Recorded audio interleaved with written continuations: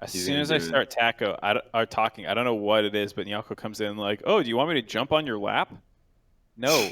Well, it's Bring him Hotline in. League episode 158 with Mark Zimmerman, my constant co-host, and Raz. We're going to introduce both of them in just a second. But what you just heard was Mark talking about how terrible it is to have a cat.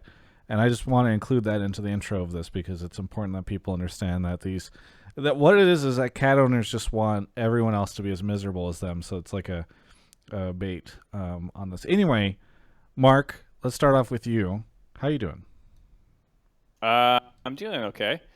I had a busy day, and I feel pretty tired because we did a special episode of The Dive today, so I didn't get as much sleep as I normally do because I had to get up an hour earlier, and I forgot when I went to bed. I appreciate your candidness. By the way, have you just given up on your hair? What do you mean? Well, it's a little. Anyway, Raz is here. Raz, how you doing? Typical Travis body shaming, plus the misinformation campaign that you have against the C word. Doing well though. I'm doing fine. Thanks for having me, Travis. Has this been a tough couple of weeks for you? Because I know you're supposed to be doing LCS stuff, and LCS stuff is happening, and you're just you're just beholden to a government and their slow paperwork processing. Yeah, it's like that Squidward meme that he's looking outside his window and it's just Oh like, no. yeah, they're just having fun without him. I mean, I've been loving the show. I've been loving watching it. I think the desk doing a great job. The cast have been really fun to watch. It's just been great to watch it, but I'd rather just be in it. So yeah, that's it. That part's been sad, but everything else has been fine. I guess I'll say this because there's enough different iterations of the desk that people won't know which ones I'm referring to. But I would say that the desk has had high highs and low lows. That is my verdict on it. I think there are some combinations of the people that are on it that I'm like, okay, it's time for a co-stream. But then there's other parts of it where I'm like, oh, this is great, and I love the dynamic here. So hopefully they still keep that getting sorted out. But it'll be even better when you're there, Raz. I'm sure. Are you sure about that? Are you sure I'm not going to blow up your viewing experience? 1 minute of me, and it's just like, all right, where's Doublelift? Where is that man? Thank you. I mean, I've mostly been watching Meteos' co-streams. Oh, really? Okay. His is a little bit more chill, I guess I would say. So I've been enjoying the Meteos co-streams, and he usually streams to like 1,000 people, and so it's like a little easier to like just feel like you're hanging out with people rather than like Peter's been getting like 40,000 people watching his co-stream, so it's like LCS part 2. Yeah, he's even been getting the interviews. I know LS has also been getting his co-streams. I think co-streams been booming. I hope we get a call about that because I've been loving the variety of opinions that you can get right now. Yeah. I haven't even seen Meteos's. I didn't know he was co-streaming until like I think a tweet came out. Dom as well. So like I think that's awesome to see. The funny thing about the Doublelift co-stream is that it's just a minute before he just hard flames someone else. He's just like, God damn it, man! You got competitive for a minute and you're out here just hard slamming players. What? I I tuned into his co-stream this past weekend, and the moment I tuned into it, he was flaming the analyst desk. I think it was something that Crumbs was saying or something like that. I was like, okay, well, was I on?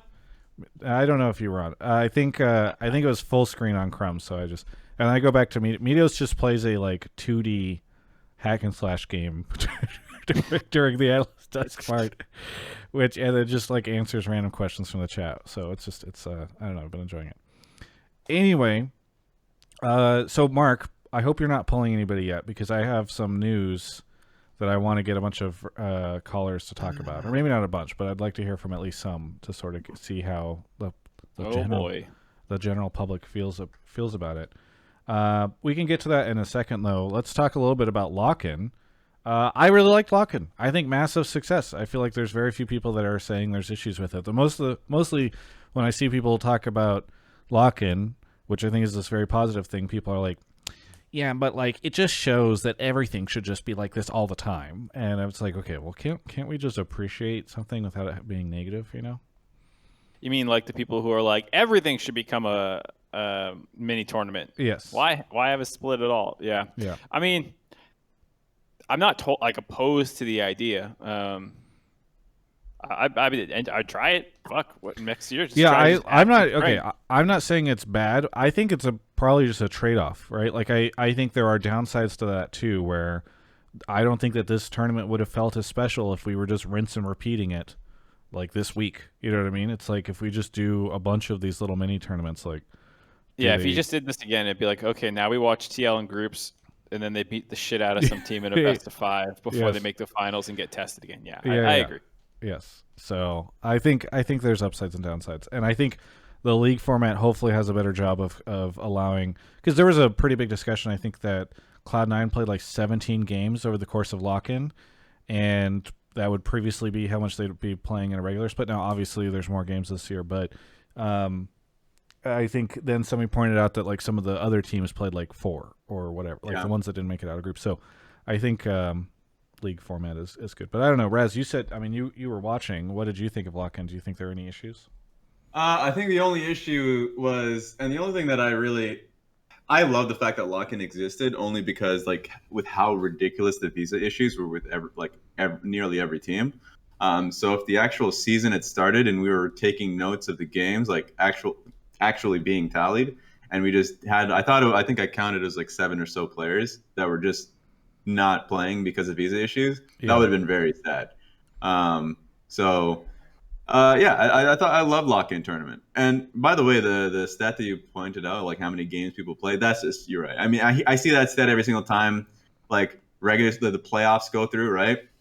A spring or summer playoffs is like, damn, this team, TSM last time, because they just went into constant game 5s, had played more games in the playoffs than they did in the regular season or something like that, right? Yeah.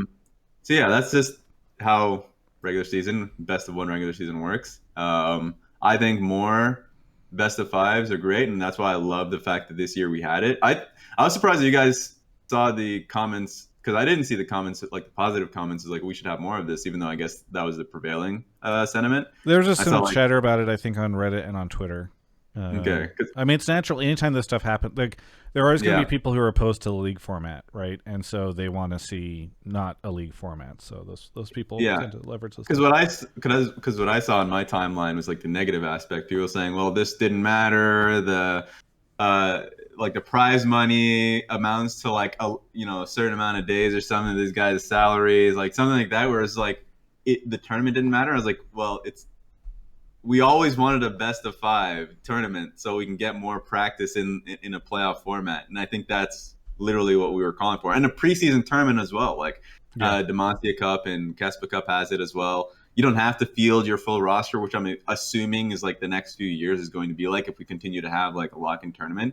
More and more teams will start fielding like more academy players for whatever reason, because every team will have different goals of how they want to use the preseason tournament.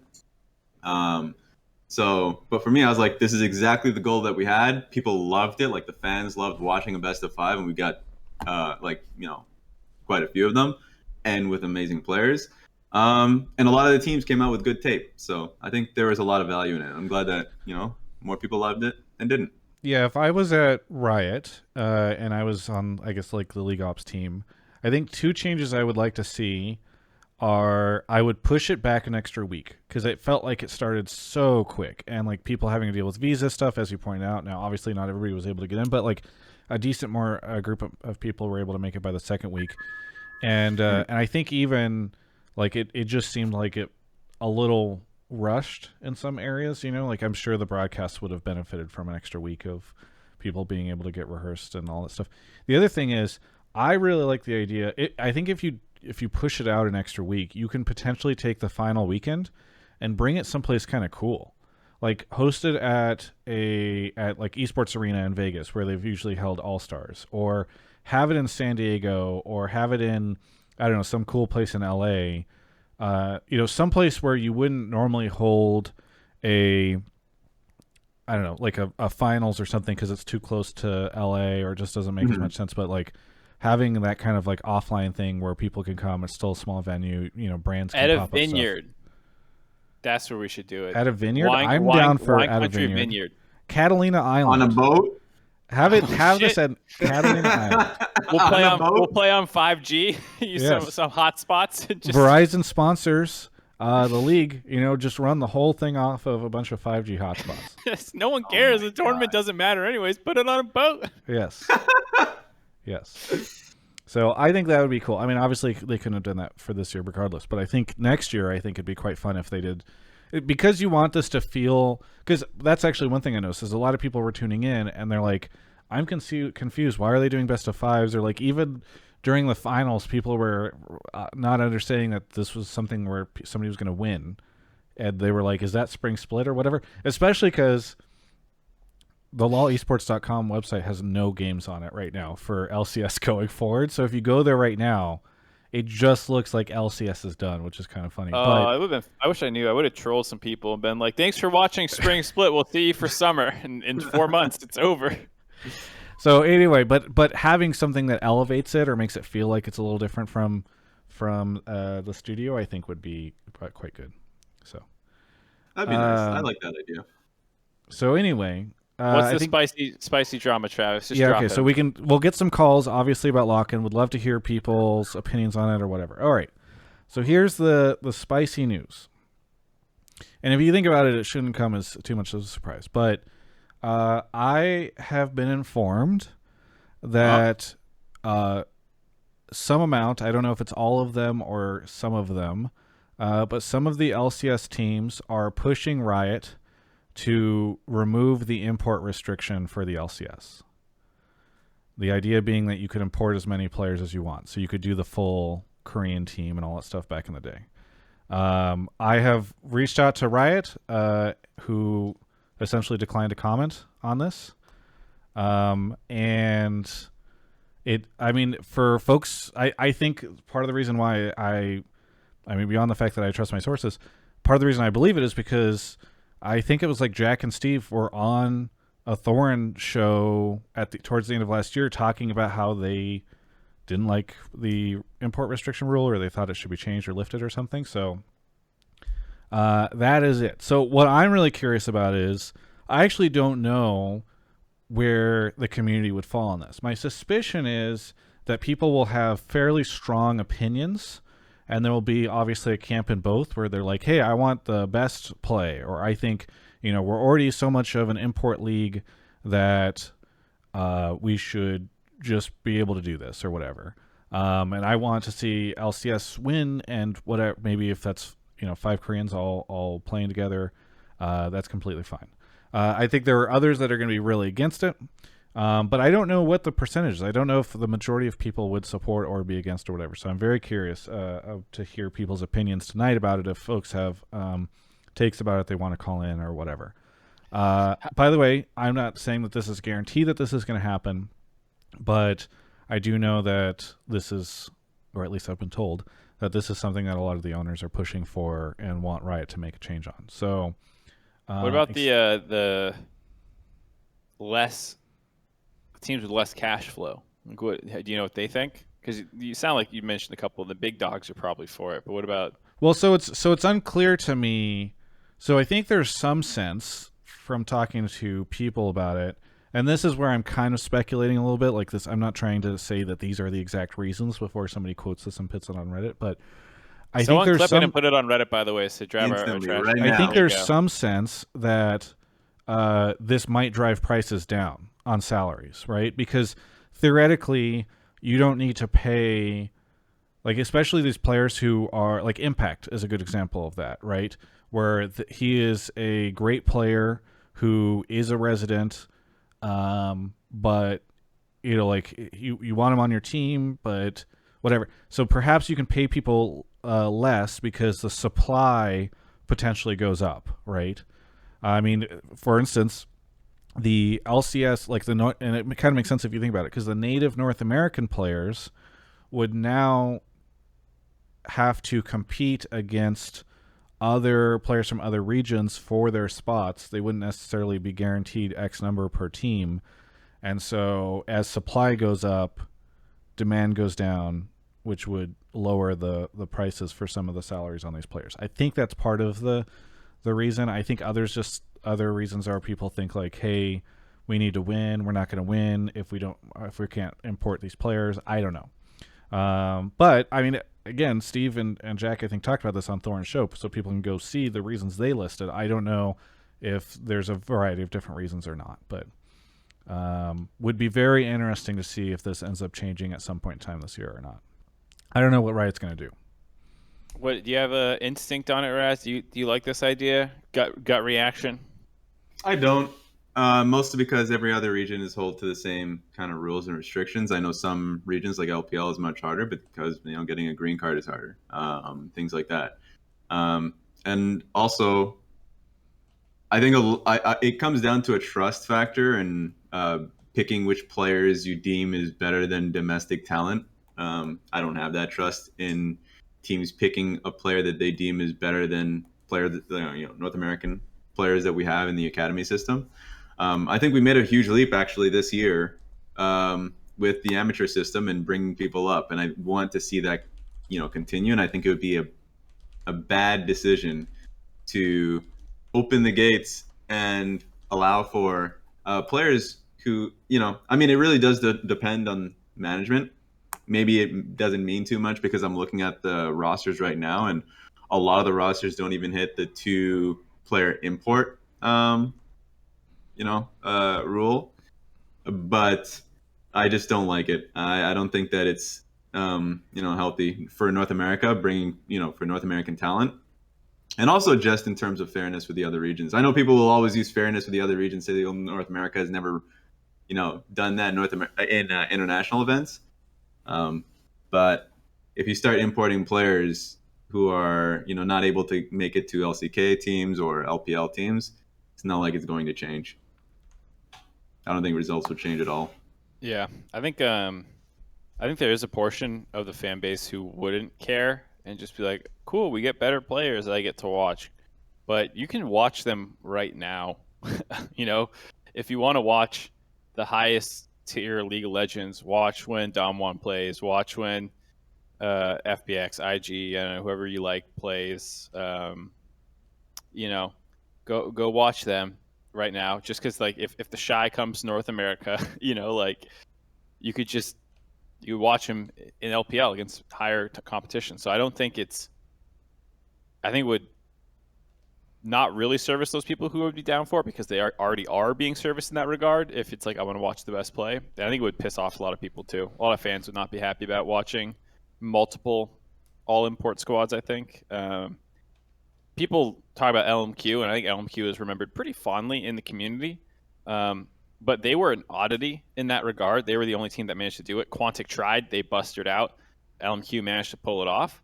They went to Worlds and they disappeared after these changes and stuff. But they were pretty funny. They were honestly a decently interesting group of guys to watch, and they were good. And I think what you would see is there'd be multiple teams like them. Not all of them have as much personality, and not all of them would be as good. And I think that would, I don't know, I think it would get old really fast. And then even if you do see success with an all import squad, it's just the naysayers are just loaded up with ammo. Yeah, I think what I like right now is, even in a world where let's say Tactical was somebody you can build these rosters right now where it's 5 players who are not not all people that were born in Canada or America, however you want to describe it, that people who have moved over here to play League of Legends and over time become part of the system through either grandfathering or otherwise. Those that if Cena or if TL won right now, I don't think people would say there'd be some naysayers, but they wouldn't be like, "Wow, TL won MSI, it doesn't count," but if next year we just had 5 new players who had never competed in League before, 3 months later they win. Sorry, who've never competed in the League right before LCS, who 3 months later go and win an MSI trophy for LCS. I think that would feel very strange. So obviously that's an extreme version of this, but I think that's why there's kind of a slider on the import stuff. By the way, I ran a poll a little bit ago. I think it was 4% I don't care, 19% that they said no, but the vast majority, everybody else said yes. So what that tells me is, by the way, because so few people voted I don't care, this is something a lot of people care about. Not that I think my Twitch chat is necessarily representative of the entire league audience, but you get my point.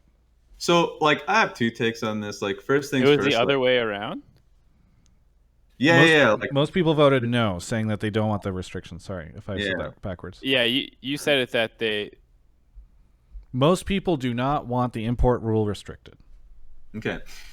So while Travis is receiving the goods, first things first for me, like I do believe that there, like, if you open if you take away the restrictions, for sure, like you can build teams that are objectively strong. Like I believe if the general managers make the right decisions, or like the teams the ownership makes the right decisions in terms of like picking players from, either Europe, China or Korea, like I'm sure you can build pretty strong rosters and you can have an objectively stronger LCS. Like, but for me, the one thing that I kind of push back on is that I don't necessarily believe, like just from decisions that have been made in the previous years, that would actually happen.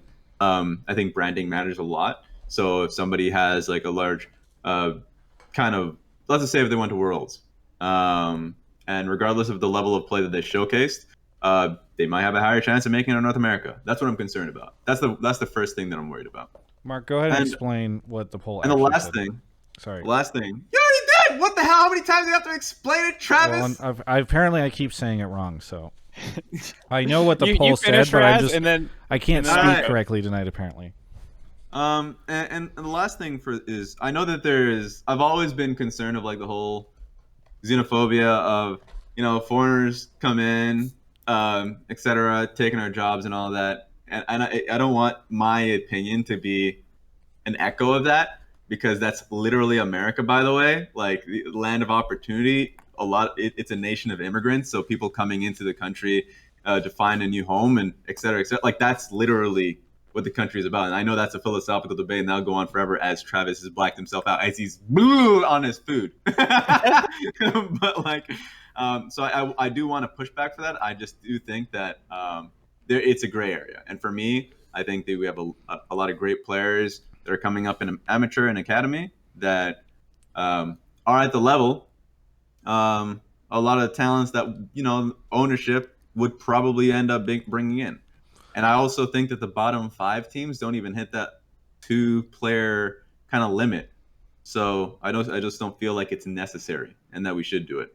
Mark, do you want to explain what the poll said? Yeah. First, I want to just echo the point that Raz was saying about like it's not xenophobia. It's more like the community of people. We want to actually be the ones to win, not people who came from Korea and then won for us or something. Like I think there's like we want to do it, and not we as in like NA, but like people who are actually part of the system. So like someone like Santorin or Jensen, who are technically NA residents because they declared to be NA residents and have played the vast majority of their careers there. I think for a lot of people, same with Bjergsen and a number of other players, like to them that is an NA player, and it's not because they actually are American. It's because they're part of the LCS scene. So that's why I think I don't see the xenophobic angle of it. I see it more as like people who have gone through the same things. And a final thing, I think we need to get to a point where as I said, fairness, because I know North America is the region that's performing quite poor internationally, but that shouldn't mean we keep pushing to like allow special, rights to the LCS. If we're making it so the limit's broken in LCS, it has to be broken everywhere. like the LPL, the LCK, Europe. At that point, they should be allowed to have any player come in and play within their teams without restriction. So that's what I'm more so referring to. I think that if LCS is going to do it, this is all speculation and it's all based off of Travis sources, and Travis has pretty trustworthy sources. Then I just don't think it should be a North American specific thing. All right, and then here's my clearing up what Travis was trying to say. Twitch chat is pro import rules. Yes. They want import restrictions. Travis, you kept saying that they don't want restrictions. Yeah, I was double negativing a ton. Yeah, you were double. They want restrictions on the restriction. I knew what they meant. I just was understood failing at verbalizing it. I was confused. I was like, to Twitch really? chat. Twitch chat is pro all imports? I got confused. That wasn't Yeah. Look, I will, for the first time in my career, There apologize you to go. Twitch chat. All right. Normally, I'm of the opinion that they should be apologizing to me, but here I say I apologize for Write it down. misrepresenting your opinions, Twitch chat. Write it down in Twitch And I chat. think we Say, should "I'm celebrate sorry." this moment by sending some Prime subs to the channel. I think we can just commemorate this. What? Anyway, You're trying to fail upwards. so You're like, I made a horrible point. I need to apologize, and now that I've shown I'm such a big person, please give me subs. well, it's This is a demonstration of American unity. bank philosophy right here. Unity is Failing very out. important, Mark, and so I think we as a community, this Hotline League channel, we need to demonstrate unity right now by just all contributing to the channel with subs. You need like the Team Martin, get the dog and be like, we messed up, buddy. That's the problem. Anyway. You don't have any animals around there. You don't have cats or dogs to hold up and use as pity points. So Yes, Kobe. Bring Kobe and tell Kobe to put on a sad face. okay, let's. Is there anything else that happened? I mean, obviously the results happened. We could talk about that. I think via calls. Oh, look, some people are subbing. Thank God. What? And It's disgusting. and we could talk about some of the news from just now. And I don't know if there's much. I guess we can talk about the beginning of LCS this weekend. Although I don't know the schedule, so that's difficult. But I'm excited. Day one. All right. Don't tell my LCS producers I'm saying this, but day one's like full of one-sided stomps. I think EG versus 100 Thieves is going to be awesome. EG versus 100 Thieves is on Friday. And that's dope because they were both semifinalists. They just played on opposite sides of the bracket, so they haven't played each other yet at all. So I'm looking forward to EG versus 100 Thieves, but I think the rest are some beatdowns. Wait, I don't even see the schedule. It's not even out here. How are we supposed to talk about this, Travis? I'm leaking it. I leaked you day one. It's a Oh bunch. my goodness. We'll Well, here's EG what I'll versus say 100 about the Thieves. Who's schedule. gonna So my win? sources have told me that the matches for day one, and I gotta say, I don't think they're that great, except for EG 100 Thieves. I think that's going to be the one that's decent. I'm Did pulling callers. LOL Esports update? Somebody says it's on LOL Esports. Did it finally It's update? on LOL. They told me it wasn't going to be, or they tweeted that it wasn't going to be up until tomorrow afternoon. There's no way it's on LOL Esports No, and it's not not. on Leaguepedia. No, if you go to schedule right now and you filter by LCS, no future scheduled matches for your selection. Imagine you're just like a casual fan and you're like, oh, that was cool. When's LCS started back up again? You go to the website, it just says no future scheduled matches. Whoever said go to LOL Esports, ban that man. So we can't allow misinformation in today's society, Travis. All right, Yeah, I'm we timing never him get out. anything wrong here, like reading a poll backwards. Okay. Let's start taking some calls, shall we? Sure, I'll get the first person. Okay.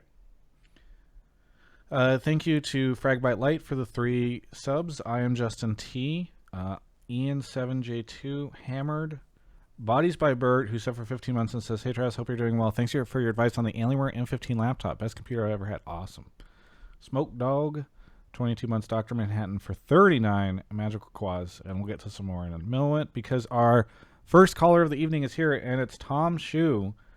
Hey, Hotline League viewer favorite, TomShoe. Where are you calling from? Yeah, one of our chronics. Calling from Washington, D.C. Washington, D.C. What do you want to talk about on the show tonight? Yeah, so I wanted to give my take on your rumor that some of the top orgs are trying to get rid of the import restrictions. Yeah. And it kind of feels like that some of the top orgs have pretty much kind of learned nothing, or at least kind of don't understand why North America is, not winning at international events. Because honestly, we've tried this stuff before where we've had, import super teams or bring in like super hyped Korean players and hope they can, carry us to a title. Like hell, we had freaking LMQ way back in 2014. And I think they ended up in third place LCS. They barely made it to Worlds. And even if we bring freaking T1 and just pay Faker $10 billion to come play in NA, does that even guarantee that we're going to win a title? Yeah, probably not. Exactly. Like even if you bring Damwon, that's not gonna win you a title. And I don't think the top teams or the top organizations don't understand why regions like Korea and China and Europe are actually successful. And it's because they actually take the time to invest in their regions. Honestly, it's like freaking making a retirement account. You have to like put in money all the time and you eventually reap that benefit when you're old. It's just Or like, you just go all in on GME. yeah, or you go on all in GME and lose everything, This which is is what they're gonna do right now with all right. Well, you're not making too many friends. All right, all right, paper hands. yeah, don't worry. I learned my lesson during the first freaking the COVID crash, like when the markets tanked because of All right. Well, we don't need your financial story. I apologize, Tom. But okay, yeah, it's a long story, but anyway, but like I said, they are good because they have invested into their region over many many years. I mean, I And think there's a lot of reasons those regions are better than us. Not all of them because they've just invested. So I don't think. yeah, Right now, if we just removed every player we've imported and then just started focusing on North American talent, I still don't think that would, like, within 2 or 3 or 4 years, suddenly get us an MSI win or a Worlds win. Spoiler alert, we'd be pretty bad. We'd suck, guys. You telling CoreJJ to guys? Like, all right, that's okay.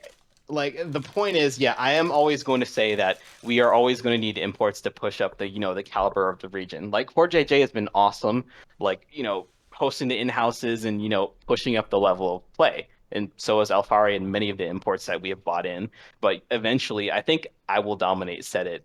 In that, like the biggest weakness any NA team has is that they have to have like 3 North American players. And like if you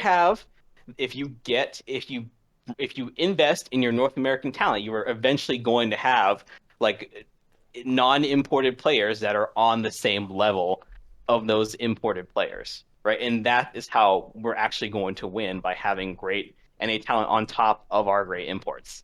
And like to do that, we are actually going to have to invest in our talent long term. And this is something that's going to have to take place over years. Like I remember when frickin' the LEC kind of like exiled a lot of their imports. Like I think this was what, 2018, and yeah. they were pretty garbage for like a year, and now look at them. Like, Look, like they've been to Worlds Finals what, I think twice. Yeah, Worlds Finals um, twice and won MSI once. Like yeah. yeah, like honestly, like this is why getting rid of some of the NA boomers is for the best, so we can start.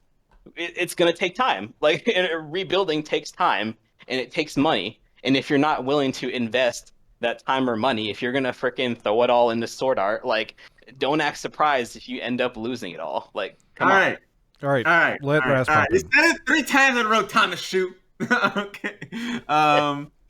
So I think I know this talk is being you brought up again just because of the kind of like the what Travis talked about already, but it's something we're already doing. Like, I actually think that the process is already in motion, so I wouldn't be concerned about LCS kind of going back to basically older talent or whatever that would may be, stagnating, whatever that would look like for each organization and what they've done in the past. But like this last split, tactical coming in was already a great thing for Team Liquid. This year, the amount of young players that are in the LCS right now, and by the way, it will look bad for a few weeks. Like that's just the nature of it when you bring in more inexperienced players. Absolutely. And we It should is look at. exactly, and we are. I think that that's literally what's happening. So I'm not too sure what that would look like if we just open the gate. Open the gates probably too ridiculous word, but like if you just take the restriction away. But I think with the process that's already happening right now, with amateur teams being linked into the academy scene and all that being linked into the LCS side, I'm pretty confident with how development has gone. Personally, this is just a gripe that I have, that every single time there's a discussion that's happening within the domestic split in LCS, instantly people start talking about internationals.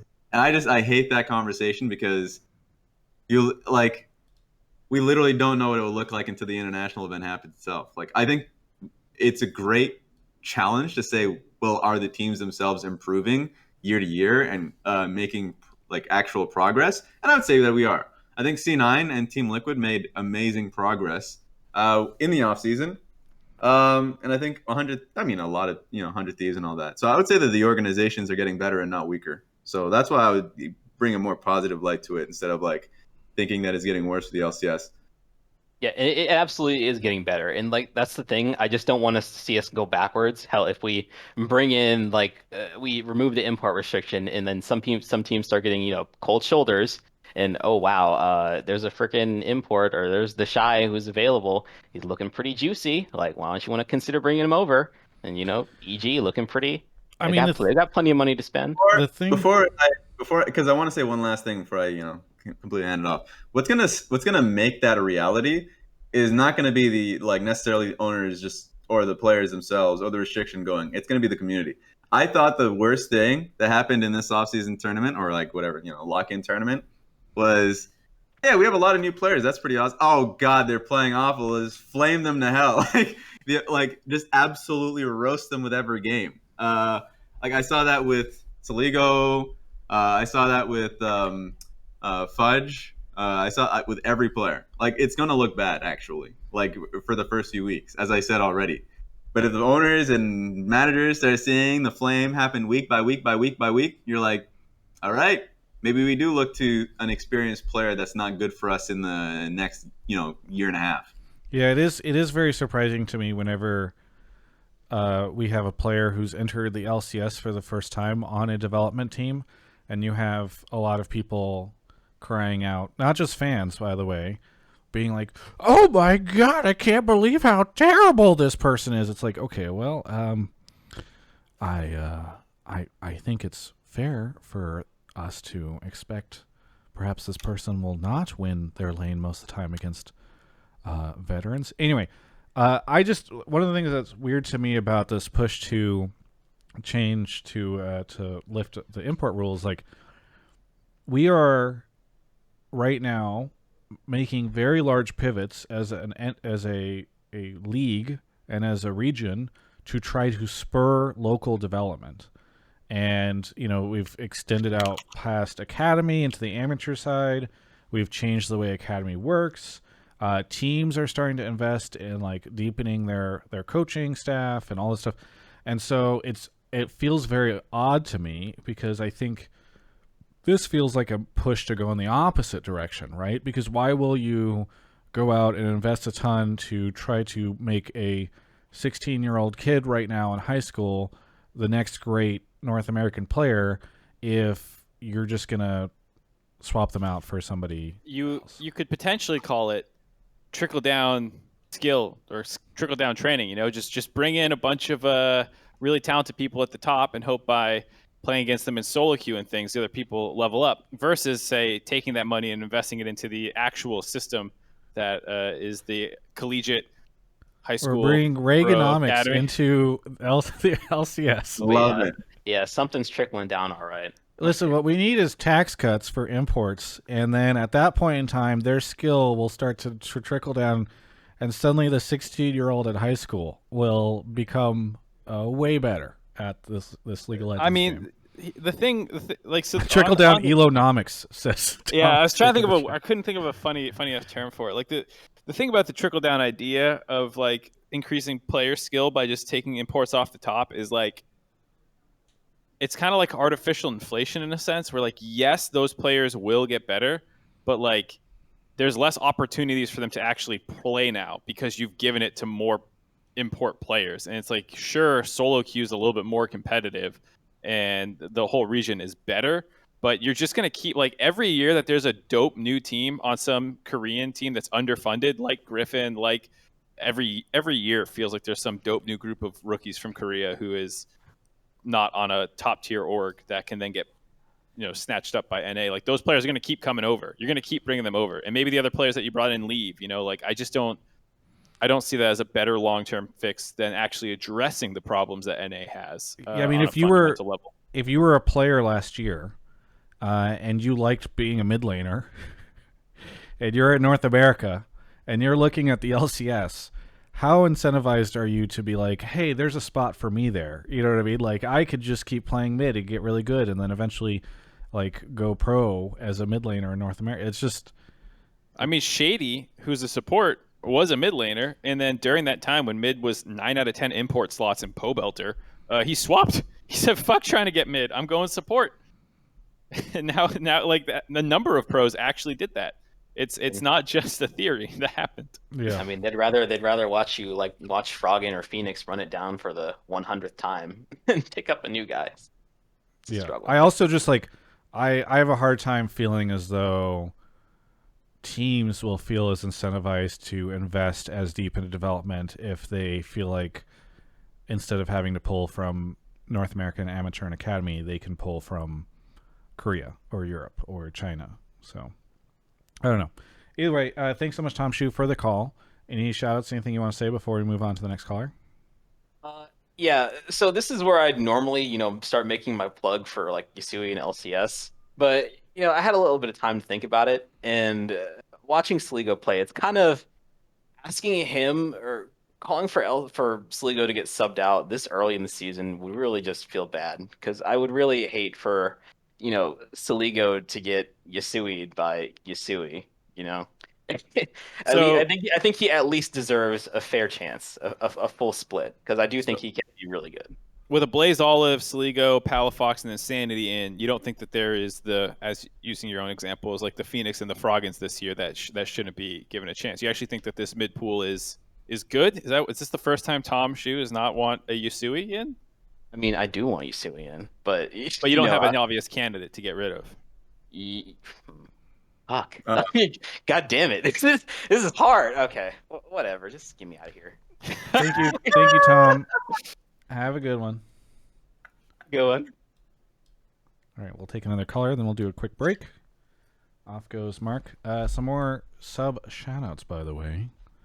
Brown Oscar, Flares TV, Darth Zombie, Exo Kaboom gifted a sub to LS, Team Corgi Mid, Laser Chicken, Aldor for 1 year, and Razzleplasm for 1.5 years. Thank you, Raz. You actually subbed. That's very generous of you. Doesn't sound like me at all. Fez is here. Fez, where are you calling from? I'm calling from Gulf Shores, Alabama. Gulf Shores, Alabama. What do you want to talk about on the show? So I have the other side of the take that TomShoe had.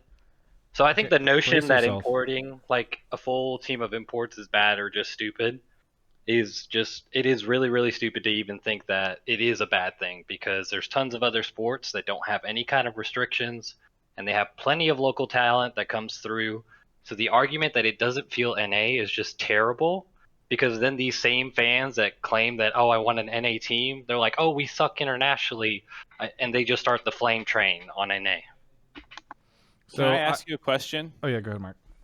Can you give me a sport that you're thinking of that this is happening? Like, just so I have know which. So the primary thing I always use, because I actually had some experience on it on the lower end, was the Championship League in England, because I played soccer in college and I trained over there in England, and the EPL has such a good system of, they have so much money, they bring the best talent from all over the world, yet they still have talent that literally breeds with that top flight talent as youngsters, and they still break through.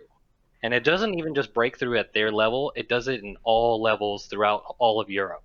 So it frustrates me so much when fans are like, when you give so much opportunities to youngsters and rookies, then you have like a situation where Fudge is against a top tier talent like Someday or Alfari, and it's just embarrassing to watch a player like that look like a silver player that's playing a diamond player, because he can't lane levels 1 through 6, proficiently. It's just embarrassing. So I understand Raz's point of, trying to give these guys and they're going to look bad and all that stuff, but it's also kind of embarrassing to see it on the top level that is supposed to be in North America. So Twitch chat is saying that and I don't know if Mark, myself, or Raz are experts on EPL, so it's hard to discuss the specifics of that, but people are saying... Go for it. People are saying the EPL literally has a British quota. Is this true, or have you heard of this? Well, I think the lower end teams do, if I'm correct, and it has changed over the years because there are probably some real hardcore like championship level teams that, championship league teams that know about that. But they have had restrictions as far as quotas for British players. But I mean, those they never have a problem with that because no teams really get fined by it except maybe, like I think a Manchester City usually gets fined by it because they always break the rules. But I mean, that's practically it. All right. Twitch chat says all of them have rules. Problematic issue. Yeah, the problem is I think that this is All of them have issue. Okay. So I'll just go to probably the best example of it, which is probably like the NBA, right? NBA has a lot of foreign talent right now coming in. One of the best players in the league right now, Giannis Antetokounmpo. Like in general, if you, my thing is, if you just open up I'm not against having an open league to like and no restrictions whatsoever, as long as that's the case with every region. And then you have to recognize the positives and negatives of that. Where do the players want to go? Because the NBA is thriving. It's paying the most. It's an ideal destination for people who want to go and not only make the big bucks but also live in a hospitable place wherever they may be, right? So you just have to figure out which country that's going to be. And now you got to figure out, if you open the restrictions around the globe, are people wanting to go to North America, or are people wanting to go to China, or Europe? Maybe North America, but that's going to clash with regions. How would I put it? What their needs are, right? You're probably going to take, if people want to go to North America, you're going to take a good fucking shitload of European talent. Europe's not going to like that whatsoever. So maybe North America, maybe you or a fan that is in of your opinion would be like, yeah, I'm down for that. You're going to be outnumbered by quite a bit. So I think just from that basis, from that viewpoint, I would be against it. So that would be my take. I mean, here's a question for you, Fez. Do you think, like, let's say what is it, EPL? Is that what it's called? Yeah. European Pro League? Is that anyway, whatever. Let's say one of these soccer teams from Europe, they announced tomorrow that they were going to have 25 players who had never competed in the league before, all from a different region outside of Europe, all come and form like a team. I get the feeling that would not be popular among fans. Maybe I'm wrong.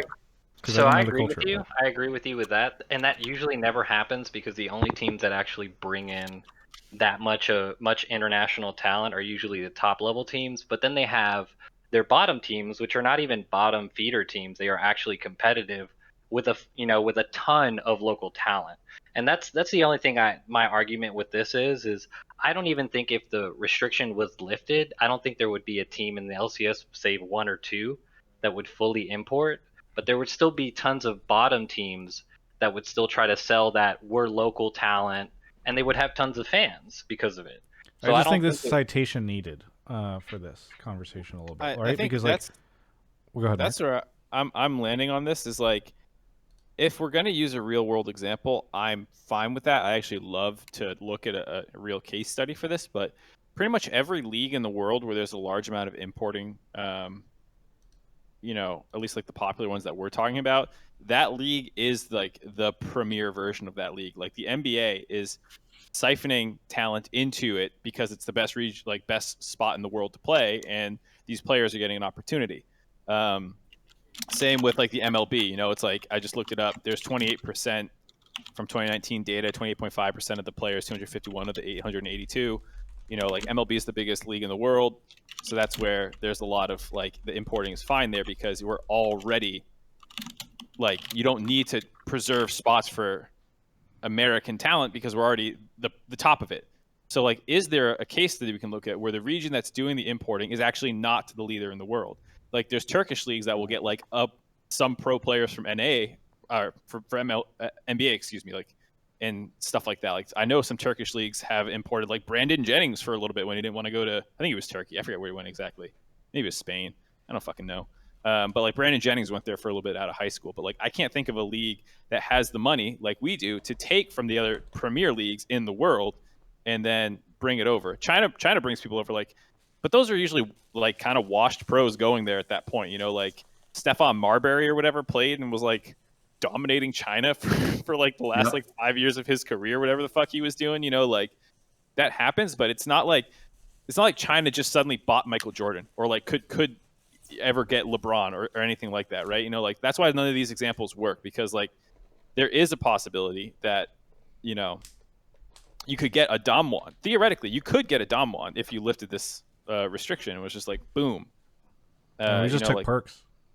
Yeah, people say the MLS, but we're not like, as far as I'm aware, the MLS does not have the money to go get people in their prime. Actually, like we got David Beckham when he had half a leg, right, or something like. Yeah, that's true. Like we did not get prime David Beckham. But the MLS also had a lot of salary caps, which they couldn't compete with the rest of the world when it came to salaries in general, which is not a problem at all. Yeah, for sure. I'm just trying to find like what is an actual real world case study where we're taking a league that's probably the third or fourth best league of this sport in the world, but has the money to compete against the biggest in the world, and thus is bringing in their prime talent in their prime. I don't know of one. Maybe there exists one, but I don't know. The only corollary is kind of like something where it's happening within the league, like the Yankees or whatever, acquiring a bunch of great players and people getting pissed off about that and that type of thing. But I can't think of anything that's across regions, though I'm not a huge international sports fan. Sure, there's like cricket or something in some country where all the best I'm sure there is, but like I don't know it and I can't then compare it. But like all these examples, I'm like, no, that one doesn't really work because like the NBA is actually the biggest league in the world, and like I don't know the EPL situation, but it sounds like they have restrictions for English players. So like, you know. But I mean, in my honest opinion, I think the import rule being lifted completely would be okay, but I still think that it should be more than 2, in my opinion. Maybe even just 3, but no more than 2 from the same region. I'm not sure. Well, that would just be an adjustment of the import rule, right? Correct, in my opinion. Yeah. All right. Once again, I do think that things like these, plus like I know that things like these will be like in discussion alongside like salary cap. We can't just do it for one region. I think it'd be absurd to just do it for one region. If you're going to do it, you're going to have to do it with all regions. And my concern would just be like, you're just taking talent. It's already an issue right now where there are talent being taken from Europe pretty consistently, and we only have the 2 player limitation. So if you just open the gates, you know, you'll have a lot more players from Europe being taken. I know European fans wouldn't be happy with that. I know right now the conversation. I know right now, like, conversations from the North American perspective, but certainly European teams would hate that shit. Okay, I do have one, and this is a joke, everyone. Okay, so please don't bring this up on Reddit 6 months from now and talk about how I am a horrible person.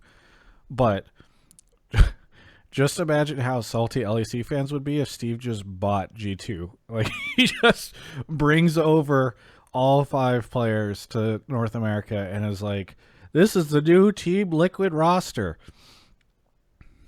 Oh, man. There we have it. You know what? This is sound like a good idea. I changed my mind.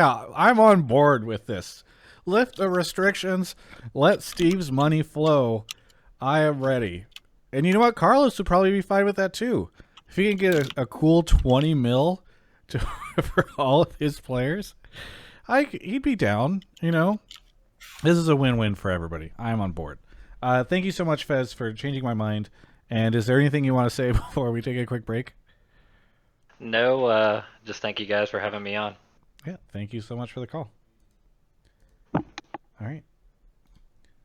Speaking of an award-winning brand like Team Liquid would be if they bought G2, let's talk a little bit about Alienware, our sponsors. They've won some awards. They've won some recently even. They make some amazing products. You can go check them out at alienware.com/Travis. I believe the new code is Travis10off. It was previously Travis10off Q4, but we're switching, and we're mixing it up by just dropping that little bit for a while. Anyway, use Travis10off to save 10% off your order at the Alienware website. But they make some awesome stuff, and they support the show. They do some great things. I believe that they help send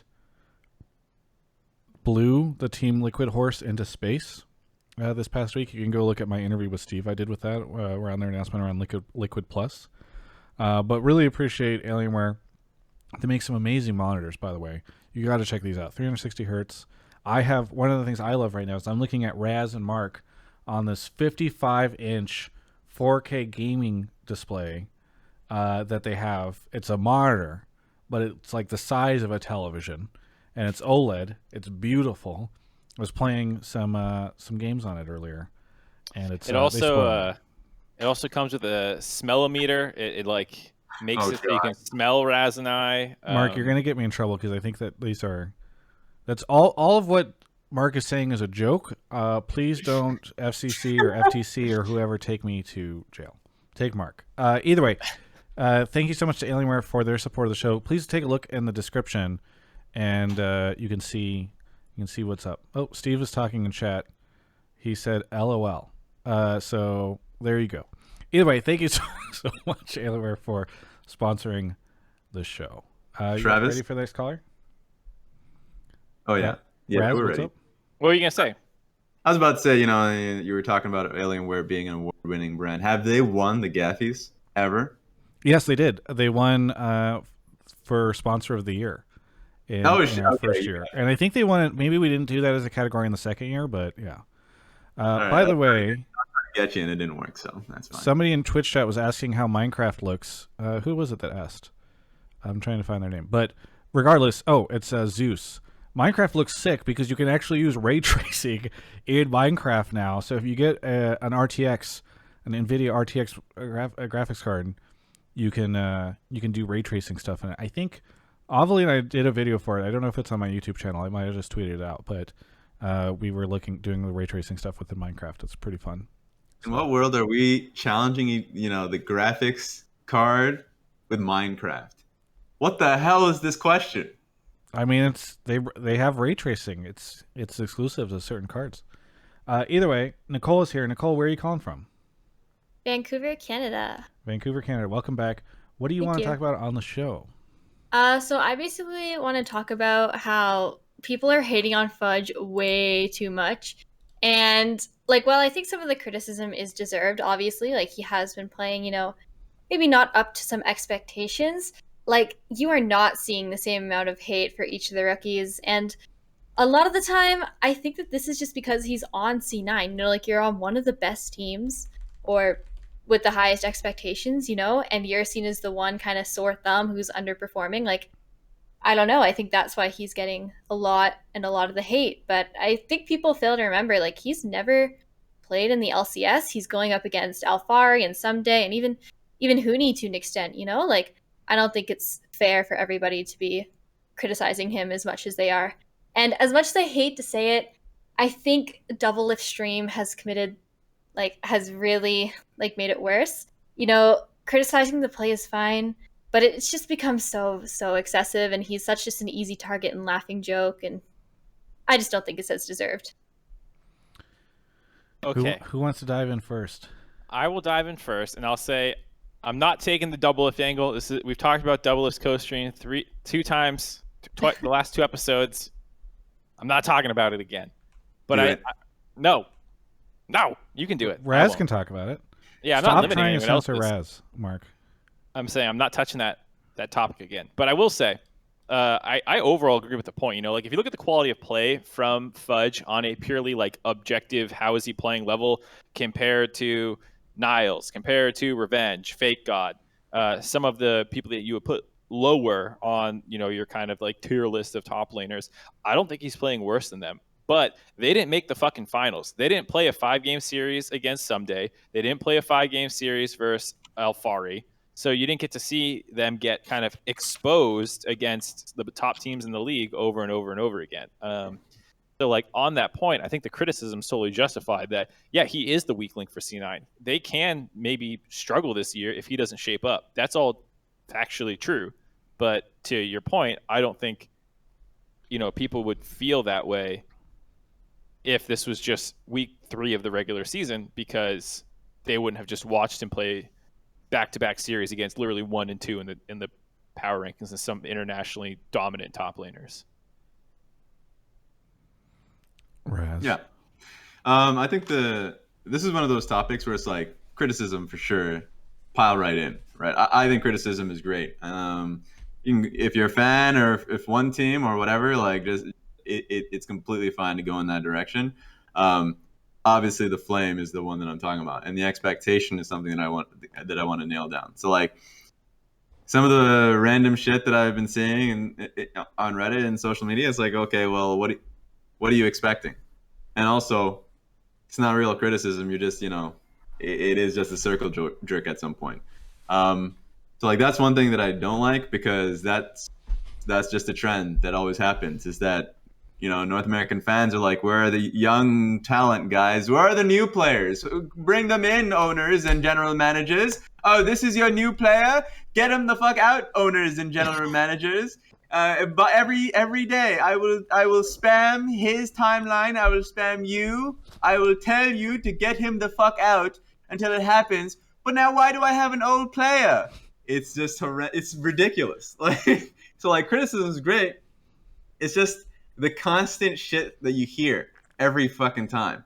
On the double lift point, I mean, I love entertaining streams, and if people are entertained by that, then fine. It's just that, like I would agree with the excessive shit, but I've also been a suspect in loving that and tuning in for that. So I'm not gonna go too far into that. But yeah, just the community points what I'm going for. What accent was that, by the way, Raz? It was kind of like an English, posh, kind of lordly. Somewhere there, and then I meshed everything because I'm awful at accents. It's Reddit-ish. It started there, and then they just started traveling somewhere else. I didn't know where. Yeah. It starts in a great spot, and then I just take inspiration from everywhere.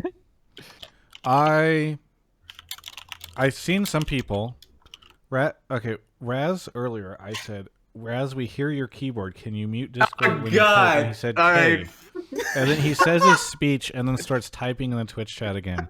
I'm sorry, podcast listeners. I'm sorry when you're out, you're in a dark room, you're just trying to zone out and listen to the podcast, and you've got Raz's cherries coming through. Anyway, let's get back into it. Now that I've publicly yelled at shamed Raz. him. So I've seen some people say, well, Fudge talks shit, so he deserves this. One, so I know he said NA tops are brain dead, right? Did he say anything else? Like, what else? What is on the list? The shame list. That was it. What? That was it. That was it? That was God, a joke. someone tell that guy to pipe down. He just keeps running his mouth. Oh my God, the gall of this man. I can't believe he would say something like that. Hold on, Papa Smithy chiming in from Twitch chat. He had a lot of different smack talks apparently. Okay, we are all uninformed. right. My voice cracked. He says he had other talk shits, but I don't see like okay, let's put it this way. If he said a lot of other things, the people in Twitch chat that are saying he trash talked evidently did not hear them because nobody's able to say what he said. So anyway, here's what I think. I think you can't say, well, this person went out and was very confident in themselves and liked to trash talk in probably a fairly joking manner about the competition. And then he failed. And so now it is time for all of us to band together to crush this man's soul beneath our collective shoes and make sure that he knows to never have the gall to trash talk again, because he deserves this. All right? I think a really great example of some like using a player's words was Primal on the AD. I think it was like week 2 he said it. He was like, Fudge said everyone else was brain dead, but he got lobotomized or something. And I was like, oh, fuck, that's like a, clever wordplay of throwing a player's words around, but like that's different. And then like just people being like, Fudge fucking sucks, like, which I think is where the line is for me. Like you can make fun of them in a clever way by like, oh, he talks shit, get hit kind of thing. I think that totally is fine. I think the whole real criticism, like, hey, if he doesn't shape up, this and this might be a problem for a C9 and best of series versus blah, blah, blah. totally fine. The one I don't like is just that last one where it's like, man, fuck Fudge, I hate this guy, and then you go in his DMs and it's like KYS loser. Those are the ones where it's like, what are you doing? Yeah. Like somebody in Twitch that says no, he deserves it because he's trash. Well, I guess they didn't say deserve it. It says no, he's trash. So like, I guess I have a hard time. Look, I get fandom, and I get that people are very passionate about it. I get that it's like fun to make these jokes. I'm not even suggesting people shouldn't make the jokes, right? Like, I think memes and stuff are great, but the people who are just like, I don't know, they're like, I saw him. Look. He lost again. So I'm going to go and I'm going to talk about how garbage he is in a co-streamer's Twitch chat to really just show how cool I am. I'm like, you're not impressing anyone. All right. Nobody thinks you're clever because you could be like, this guy sucks. I don't know. I think it's lame. I'm just against the circle jerking, where it's like the prophecy is literally self-fulfilling. If you're only looking at one player and waiting for them to fuck up, it's just going to be a self-fulfilling prophecy. That's what I'm concerned about, because every single time there's ever like a missed CS or whatever it may happen, I think this was obviously a really bad showing from Fudge. So like, I've also piled on, I even tweeted about it. Like, it's just what it is, right? But that's what I'm always concerned about, because it happens every fucking year. So I just want people to just judge to their play. If the guy fucks up in the game, okay, let's go wild, right? But obviously, like, leave the personal insults out of it. And that's pretty much all I will kind of nail to, because I think it is a gray area where we're never saying don't criticize somebody because they're playing poorly. The only thing I'm hitting on is the expectation versus reality, and also the personal attacks and the circle jerking. Also, I think like random other tag on here, like people say like, oh, he talks shit, said everyone else was trash. And I think it's much more interesting to me when a pro player responds like, hey, dude, why don't you shut your mouth next time until you actually like do, like that's cool to me when you get the interaction between the pro players. But when it's like random people, even like myself included, like, taking your comments, like he wasn't talking to me. I don't have any reason to like, oh yeah, that's what you thought, idiot. But then I didn't do anything. I wasn't one of the people who put you in your place. I was just sat in the sidelines the whole time. What's that fucking quote? Does anyone know the quote I'm going for? Easy, the people in the arena get the glory, the fucking critic is the worst. You know what I'm talking about?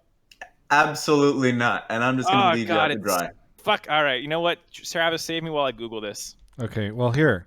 I think it's a Theodore Roosevelt quote. Okay, everybody, sorry better. Oh, yeah, I think... I can. Oh, you go on. I think Mark Merrill actually had that in his office whenever I went to go interview him. I know which one you're talking about. I apologize for people that are. I'm loading Twitter right now. And it's not in night mode because I'm loading the thing. But like, okay, you go on. But like this type of stuff. This type of stuff.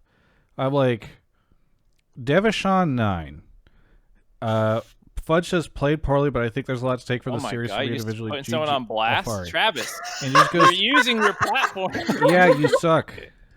I have no pity for. Oh my God. I have no pity for the type of person who feels like they can just publicly tweet at somebody and then but also be anonymous, right? Like you're like sometimes people will be like other influencers or players or something like that will screenshot like a terrible message they got, but then they'll like censor the name of the person, and I'm like. Mm-hmm. Why are you providing cover for this person? Like they're trying to like anonymously attack you, and then you're just letting them stay anonymous. I don't know. I think it's so weird. But like there's stuff like that where it's just retweet like, life. I think it's so weird where people are just like, here, I'm just gonna tweet at somebody and tell them they suck. It's whatever. It's not I want to go further on the point about people just taking smack talk to the next level and just like beating it with a dead horse. That's not how that goes. You gotta be pretty fucking strong to be swinging a dead horse around. Beat that mother lover with a dead horse. Also, I remember when Perks came out and said he was gonna go deathless in the tournament. Obviously a joke, but that's just Perks' thing. He does that throughout the entirety of LEC, and people love the banter. He does it day one LCS. Every day he dies, guys like, what is this? Like, just absolutely shit talking him every fucking day. Can we not just enjoy the shit talk? Obviously, when it's a joke, or if it's just, even if it's just, in Fudge's case, completely wrong. Might have been slight, like 20% joke, but 80% what he really believes, and he gets smacked. And then we're like, all right, guys, let's just fucking pile in. I don't know. I think let's deal with that a little better. I think it reminds me, Raz, of what you were saying before, where it becomes a self-fulfilling prophecy, where it's like, wow, we really feel like LCS players are boring. They just give such generic answers in interviews, and like, no, Raz, don't get distracted here. I'm trying to have a conversation with you. They give such boring answers in interviews and all this stuff, and then somebody's like, aha, bold statement, and then they flop, and everybody's like, don't ever fucking open your mouth again. Don't say anything like that. Anyway, we're going around in circles. I apologize for the people that are listening to this. Nicole, what do you think of everything we've said here? Sorry. I agree with Mark, and like I like the kind of banter, funny, like I don't know, like jokey about how Fudge is bad, or maybe if you're criticizing his play, I think that's okay. But I think, like you guys mentioned, the harassment and the just like one person double lift says Fudge is bad, and just everyone kind of starts saying it, and it turns into like this, everyone has to say Fudge is bad, and I don't know. I feel really bad for him too. Like, it's your first weekend in LCS. You're playing against a lot of the best top laners like in the region. You already know you're probably going to be the worst player on your team. So if your team doesn't meet your expectations, which are already exponentially high because you have perks on your team, you're probably going to be blamed. He did have a poor performance, but like, I don't know, are people talking about how perks and Blabber maybe aren't doing amazing in some of these games either? They are, but you just see so much on Fudge, and I feel bad for the guy. Like, if he's reading all these things, like, how motivating is that? You've played 10 games, or I don't know how many games. A lot of 17. games. 17 games. And, like, this is what the community says. Like, you don't get a second chance. It's literally your first 3 weeks, So I just hope people are a little nicer, No, I appreciate it. I think the one quick thing I want to say is Team Hezi in the chat says, LOL, who gives a fuck? It's part of every community. It's not unique to esports. Status quo is never a good excuse to continue something. Like, just saying who it's just the way it is such a terrible reason. Like, that doesn't necessarily mean that it has to continue to be that way. It's just like the laziest answer for somebody who doesn't have a good argument. Anyway, Nicole, thank you for the call. Anything you want to shout out before we go on to the next caller? No, I don't know. Shout out to Mark's cat. It's very cute. I can't type cat in chat, so I have to say it now. Yeah, there was the graveyard of comments when I pulled this bad boy up.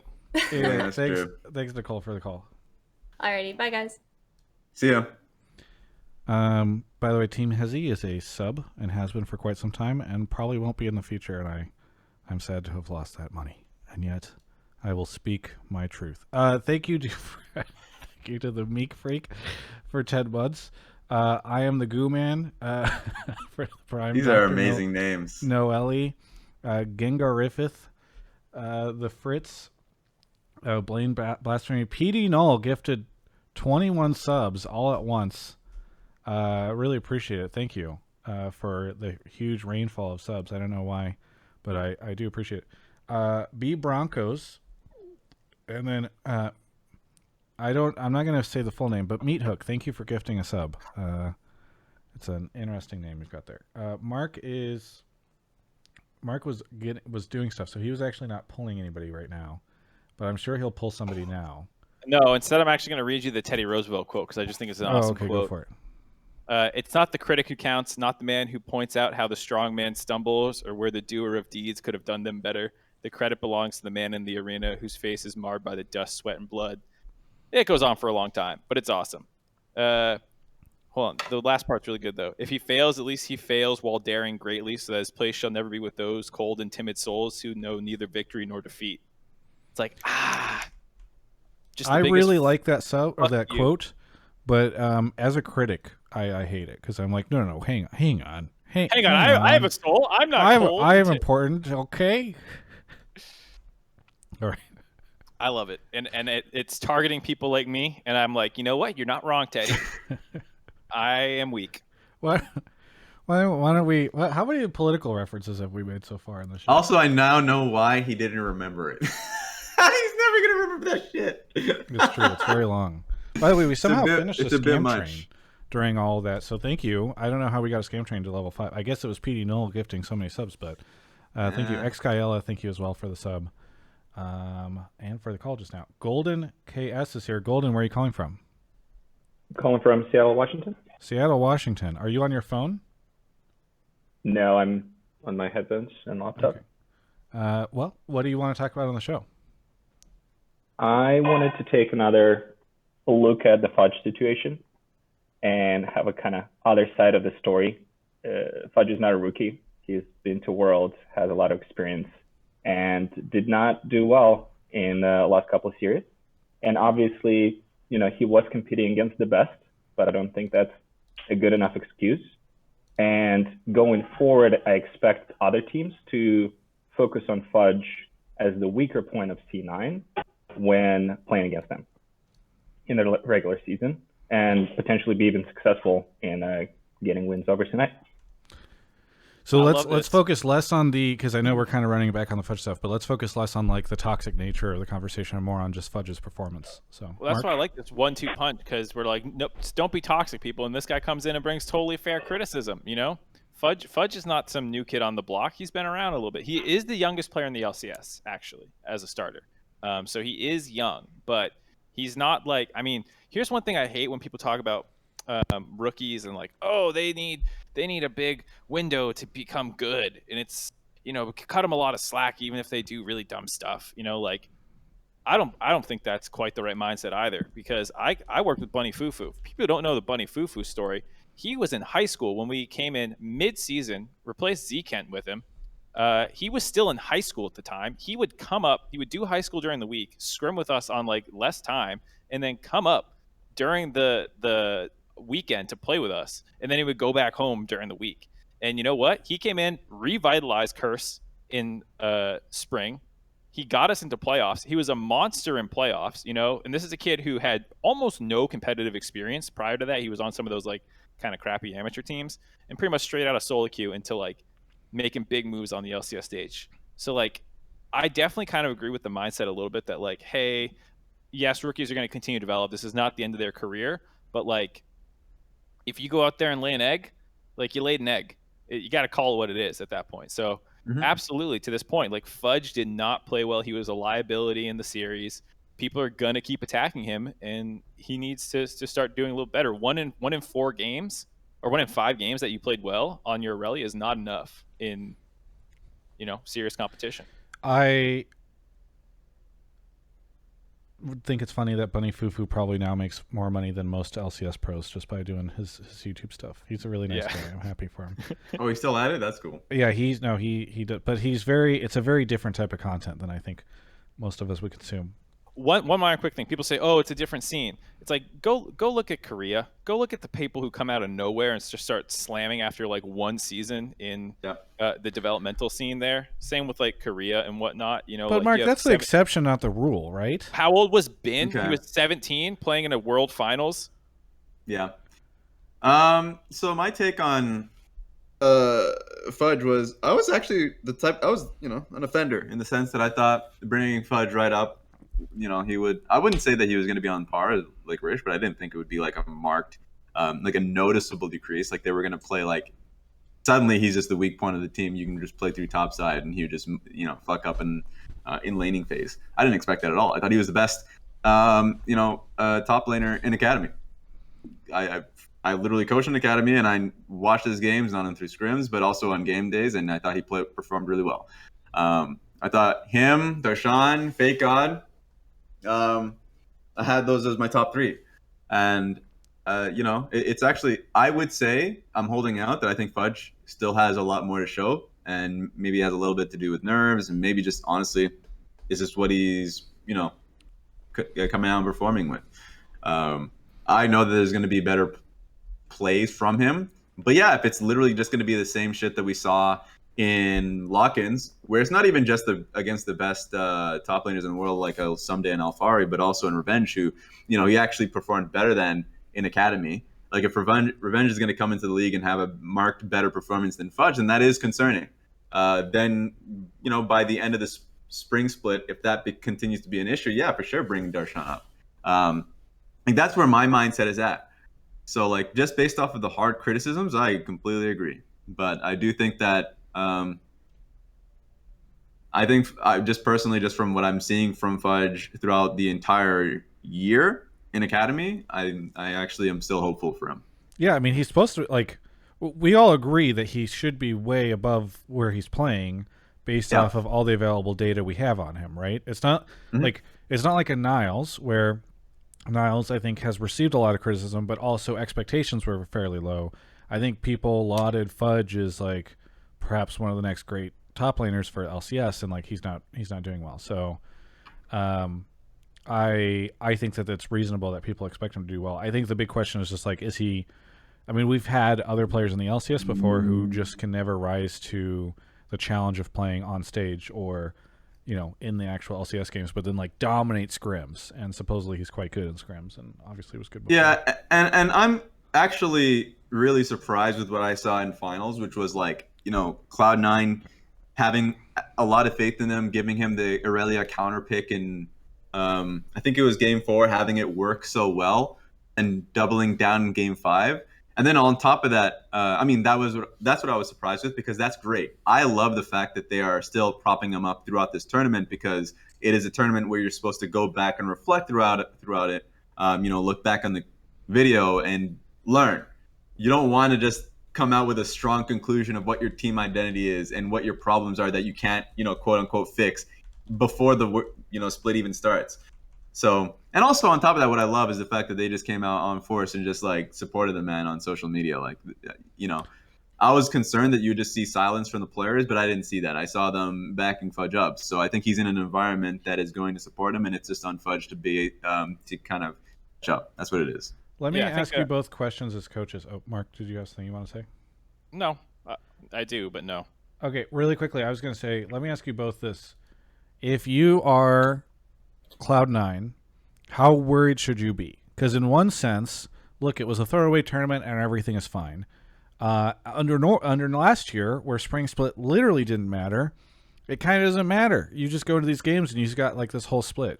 But now we're going to end up in a situation where starting this coming week, assuming LCS is being played, because I didn't see it on lollysports.com, but he will start playing matches that count towards like Worlds qualification, essentially. So I don't know. What do you guys think? I'm not too concerned about the importance of regular season matches right now, considering if 4 summer top 8 teams make Worlds, or not make Worlds, make playoffs. So like I don't think you need to worry about it at that level at all. I think you can start to worry like, hey, will he be there by the end of summer? I think there's no world that C9 misses playoffs. So like I don't think that part needs to worry. Like if you're dropping games in February. But sorry, do you mean end of summer, end of spring? I'm saying summer is 8 teams, top 8 teams. Yeah. You're saying is he going to be there on the team when that happens? Right. I'm saying will he be ready? That's the concern. Gotcha. Not losing games in February because he's not playing well right now. Mm-hmm. So that's where I think C9 fans could be a little bit concerned. But I think I totally like Braz's point about he has the ecosystem and the trust of the team. It sounds like to improve. I think I agree about giving him Aurelia in Game 5 again. Like you pick this player to play aggressive and stuff. Give him that opportunity. That's something that even, when it was led by Reaper and stuff, like he was really good about when they brought in new players, like give them their comfort and play around them. When Licorice started, I actually had a criticism of Licorice when he started, despite being incredible, which was that it was topside carry meta. He played topside carry, and C9 played around him nonstop because they wanted him to play this style. And through the first half of the split, him and Echo Fox with Huni dominated. And everyone was like, oh my God, Licorice is so incredible and so good. Meta changes. It goes to a totally different play style that like Ornn is broken. Everyone needs to play Ornn and a couple other like tanks and stuff. And C9 dropped pretty heavily in that spring. So like, I think I like when teams do that, but you also need to be ready for like, you don't want to over index into it. I kind of got off topic there. Anyways, I like that they have faith in him and that they're trying to put him in positions to succeed. Yeah, I do too. And I think people are making strong stances about the future. I think it's great to criticize him right now, but yeah, you're right. It's February. I have confidence in the ecosystem in Cloud9, and also from what I've seen from Fudge, he can easily just get back to where he was when he was in Oceania and when he was in Academy. I know it's a tougher competition in the LCS, but I for sure expect him to be a lot better than what we saw in lock-ins. So I'm not too concerned. I'm not pushing.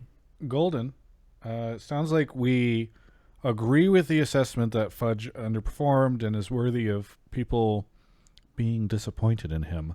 But there's more confidence that he'll get better over time. Are you confident that he'll turn it around? I'm hopeful. I think if he does, there will be another team that is extremely strong going into international, aside to TL. So I think it would be better for the league if that happens. Yeah. Well, thank you. Is there anything that you want to shout out before we go on to the next caller? Yeah, a couple of things real quick. Thanks for having me on the show. It's been listening for a while. First time. The second one is, as a TL fan, wanted to talk about TL and TL Plus, how they're creating infrastructure around their fan base, which I think is really important. Continue to develop the league. And the last one, obviously, shout out to Alienware. Thank you. How much did Steve pay you for the Liquid Plus plug? Do you get points in Liquid Plus for as a caller calling in and promoting it? No payment needed. As an MBA student, I can see how he's trying to grow the league into something more, and I really appreciate it. Pretty good. Well, hey, thank you so much for the call. Have a good one. Okay, on to the next caller. By the way, for those that are not familiar with Liquid Plus, I've done 2 interviews with Steve about it. One when they launched it into beta, and now it's open for everybody. You can go check out an interview that just dropped today with me and Steve about it. And we talk about it for the first several minutes, but then we also talk a lot about the changes that he's seeing in his team this year with the coaching staff and the way the team is trying to play more proactive and all that. So just a quick plug for that Steve interview, which I think is pretty good. It's on my channel. LiptonTeaBag is here. Lipton, are you sponsored by Lipton? No, but that's the hope. Okay, well, good luck. Where are you calling from? Greatest name. I'm glad you like it. Where are you calling from, Teabag? Tacoma, Washington. So shout out to Golden, represent Washington. Nice, yeah, a lot of Washington callers. What do you want to talk about on the show tonight? So my take is that based off of what we've seen in the lock-in, CoreJJ is like hands down the front runner for like season MVP candidate, and I don't think there's anybody even like close to him right now. Or arguably Jensen, but outside of him, I don't think anybody's close. Mark and this Raz, is a good conversation. I was going to ask you guys about Jensen because I feel like people are split on him. Where when I was watching Meteos' co-stream, for instance, he was like, I don't think there's any mid laner who comes close to Jensen's level right now in the LCS, and was praising a lot of his performance. And then I saw a lot of people saying that they felt like Jensen was completely absent during that series. So I'm kind of curious from both of you guys on the Jensen thing as we talk about this CoreJJ stuff. Wait, which series are we talking about? The one that happened yesterday. That's really stupid if they think that. He literally beat Perks every fucking lane. And also his Orianna team fights? Nah. Whoever said that needs to be doxxed. No, just not. I lied. Don't do that. Don't do that. No, I'm not calling for anything. All right. If they have a Twitter tag, put their Twitter tag on this. I mean, I could show them. They've been tweeting at me. I think so. Yesterday, I tweeted out like, "Hey, Jensen is trying to back up his words this series with the clip of the interview I did with him, where he said like, I don't think I can learn anything from Perks." And a lot of people were coming in and being like, "What are you talking about? Like, Jensen's not around at all. He's getting carried by CoreJJ and Santorin this series." I'm pretty sure the context of that was like in comparison to Soren, right? Bjergsen, I mean. No, they were talking about it within the Perks stuff. People were upset at the idea that Jensen perhaps would be outperforming Perks and did not feel as though that was what was happening. Mark, you seem to agree with Raz's sentiment on Jensen's performance. Yeah, I thought it was good. Like his Azir versus LeBlanc, he had complete control of that lane. for most of it. You know, like I don't know. I don't think. I mean, I think it's fair to say that like TL has a lot of really good fucking players, and so sometimes he might not be like the 1v9 kind of thing that you sometimes see of other teams. You know, Alfari is hard dumpstering his lane every game with plus 20 CSD average or some shit. You know, CoreJJ and Tactical are 2v2 solo killing literally every game. You know, like in that sense, sure, he's like the camera's just not on him enough. There's like just not enough time to show like, oh, look at that good trade, look at this stuff. You know, so like. So let's pivot back. Oh, go ahead. I was just saying, I think he was the best mid in lock-in. Mm-hmm. Let's pivot back to TeaBag then, and the question is there anyone, including Jensen, given all the things that we just said, that comes close to CoreJJ's performance? I have one. I would say Alfari. I knew it. Yeah, I was literally like, that was what I was holding for. So I think end of split MVP, if it's gonna go to anybody, it's probably gonna be Alfari, because he's already like had a humongous impact literally every game. So it's like you would give it to Alfari over Core as of right now. Of course, it's a bet. Like, it's a bet on the entire split MVP. Yeah, but if you had to give it today, it sounds like you would give it to Alfari over Core. Yeah, I'd do it. Yeah, probably it would be close. It would be hard. You would. I think most people would pick Core. You'd be the odd man out, but I think Alfari is a respectable option. This is how you lose an MVP. You start splitting votes. You know, Alfari and CoreJJ need to get in a fist fight to determine who's going to rally behind the other to get the MVP vote, because otherwise they're going to split them. Or they need to figure out some way to determine who's the top dog and who their team should put their votes behind. You can't vote for yourself, so. I know, but I'm saying like for the public, like the social media campaign. Rally, you know, like, yeah, okay, gotcha. Wait, what you got, Mark? I forgot. I was saying I would vote CoreJJ over Alfari right now, but I'm saying that we're splitting votes. So like all the C9 fanboys are going to put Sven probably number one, and then next thing you know. I think Sven for sure had like a really fucking good lock-in tournament, and so that's where I would say my three players would probably end up being in contest by the end of the split would be CoreJJ, Alfari, and Sven. But I would have Alfari. I think for lock-in tournament, damn, I'd probably still do Alfari. But yeah, those three players I think are too damn good right now. To get back on the Jensen point, I was talking about this on the dive a little bit today, but I just don't think Jensen's ever going to win an MVP, which is kind of fucked. In a sense, because I felt like he should have won it. I forget which split it was, but like there's the best of 3 era when he finished like 50 more kills than the second place person. It was like absolutely, it's like he had 350 and the next person had like 300. You know, he literally had like 20% more than someone else. And now that Bjergsen's gone, he's on a team with like other superstars, and so like. So if TL does well, actually that's to your point. Like oftentimes MVP goes to whoever wins, and so if TL wins, for instance, like people are gonna lean towards Core or Alfari instead of him. Right. I don't think you can win an MVP on Team Liquid unless like they change their play style to be like, all right, Jensen, let's get you an MVP. And he's playing like LeBlanc, Yone, like shit every game. That's the thing.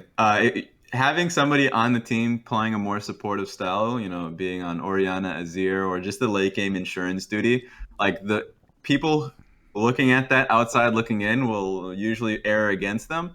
Where I would say right now, Jensen is the best mid in the league. Alfari's looking like the best top in the league. CoreJJ looking like the best support in the league. That's just how I also, I mean, I guess, you know, jungle's Santorin, best jungle. Like, these are the type of things where it's like, it's cursed. You're playing a supportive position on a team of all-stars. Well, good luck. You're not getting the MVP. Like, just on paper alone, it's rough.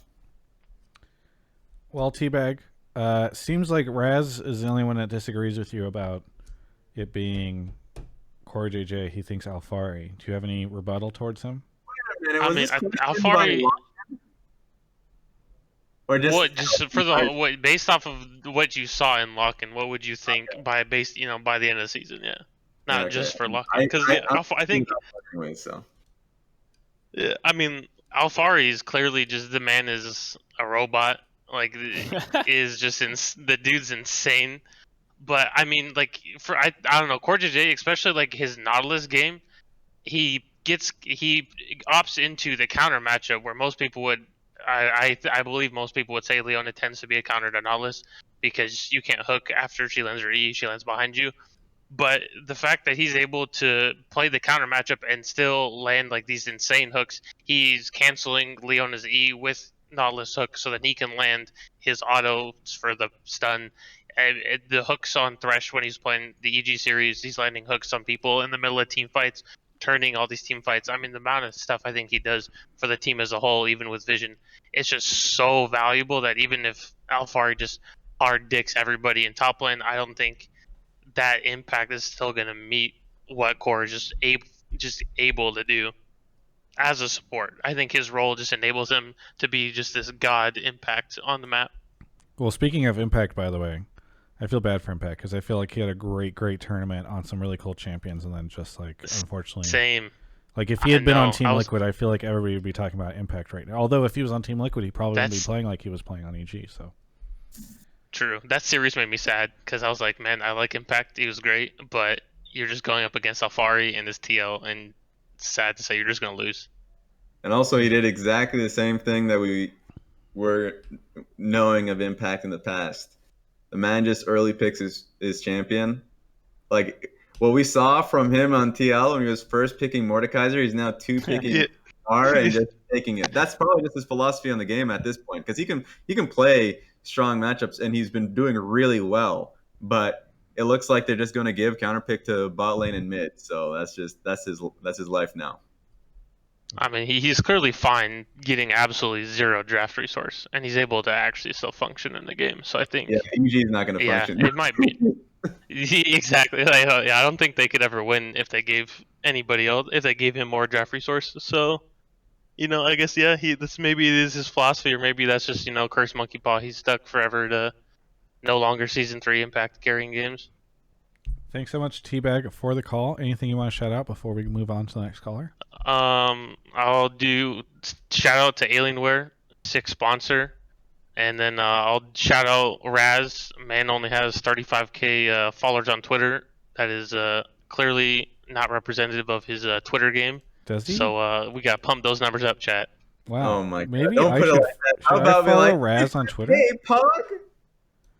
Pog, 35k? Damn, now I look like a pleb. What happened? What's this?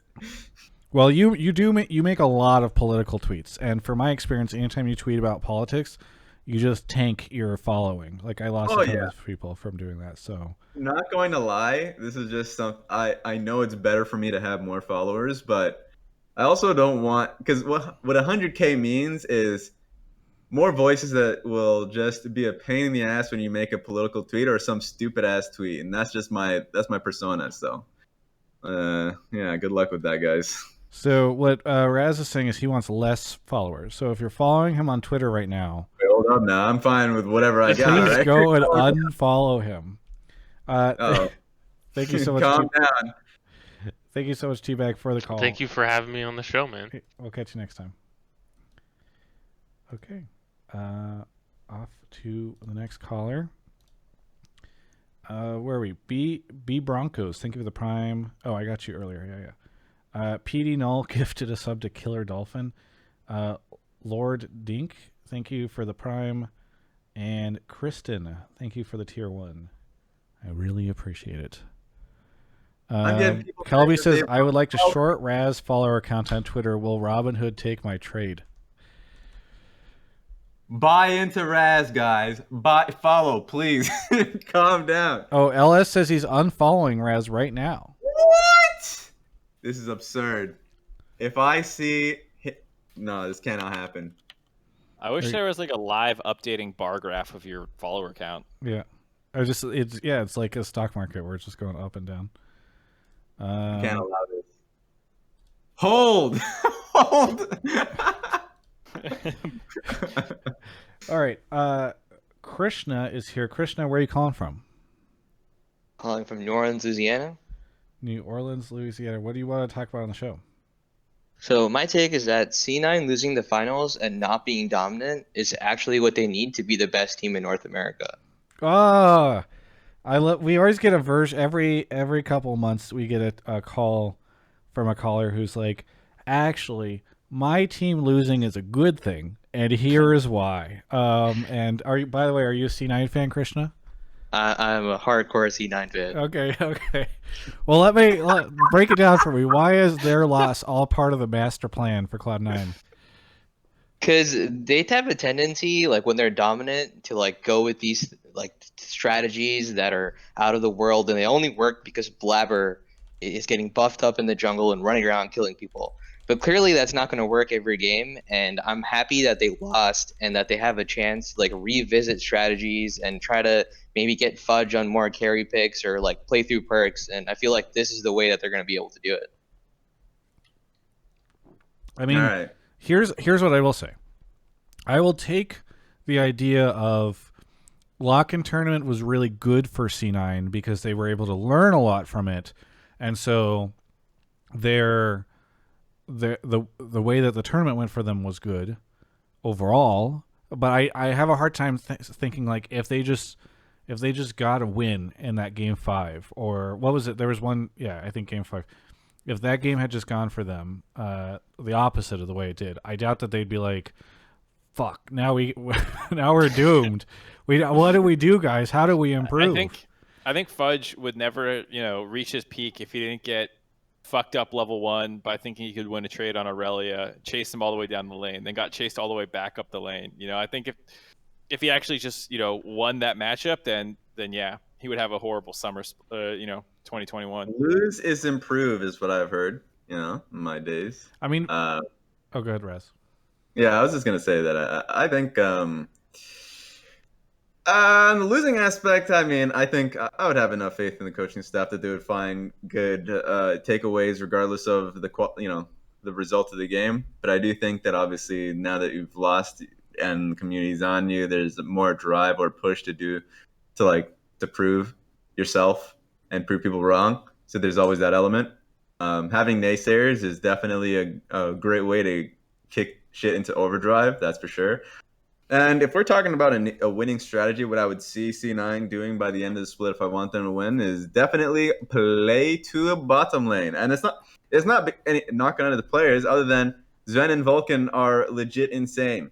They've been playing really well throughout the tournament.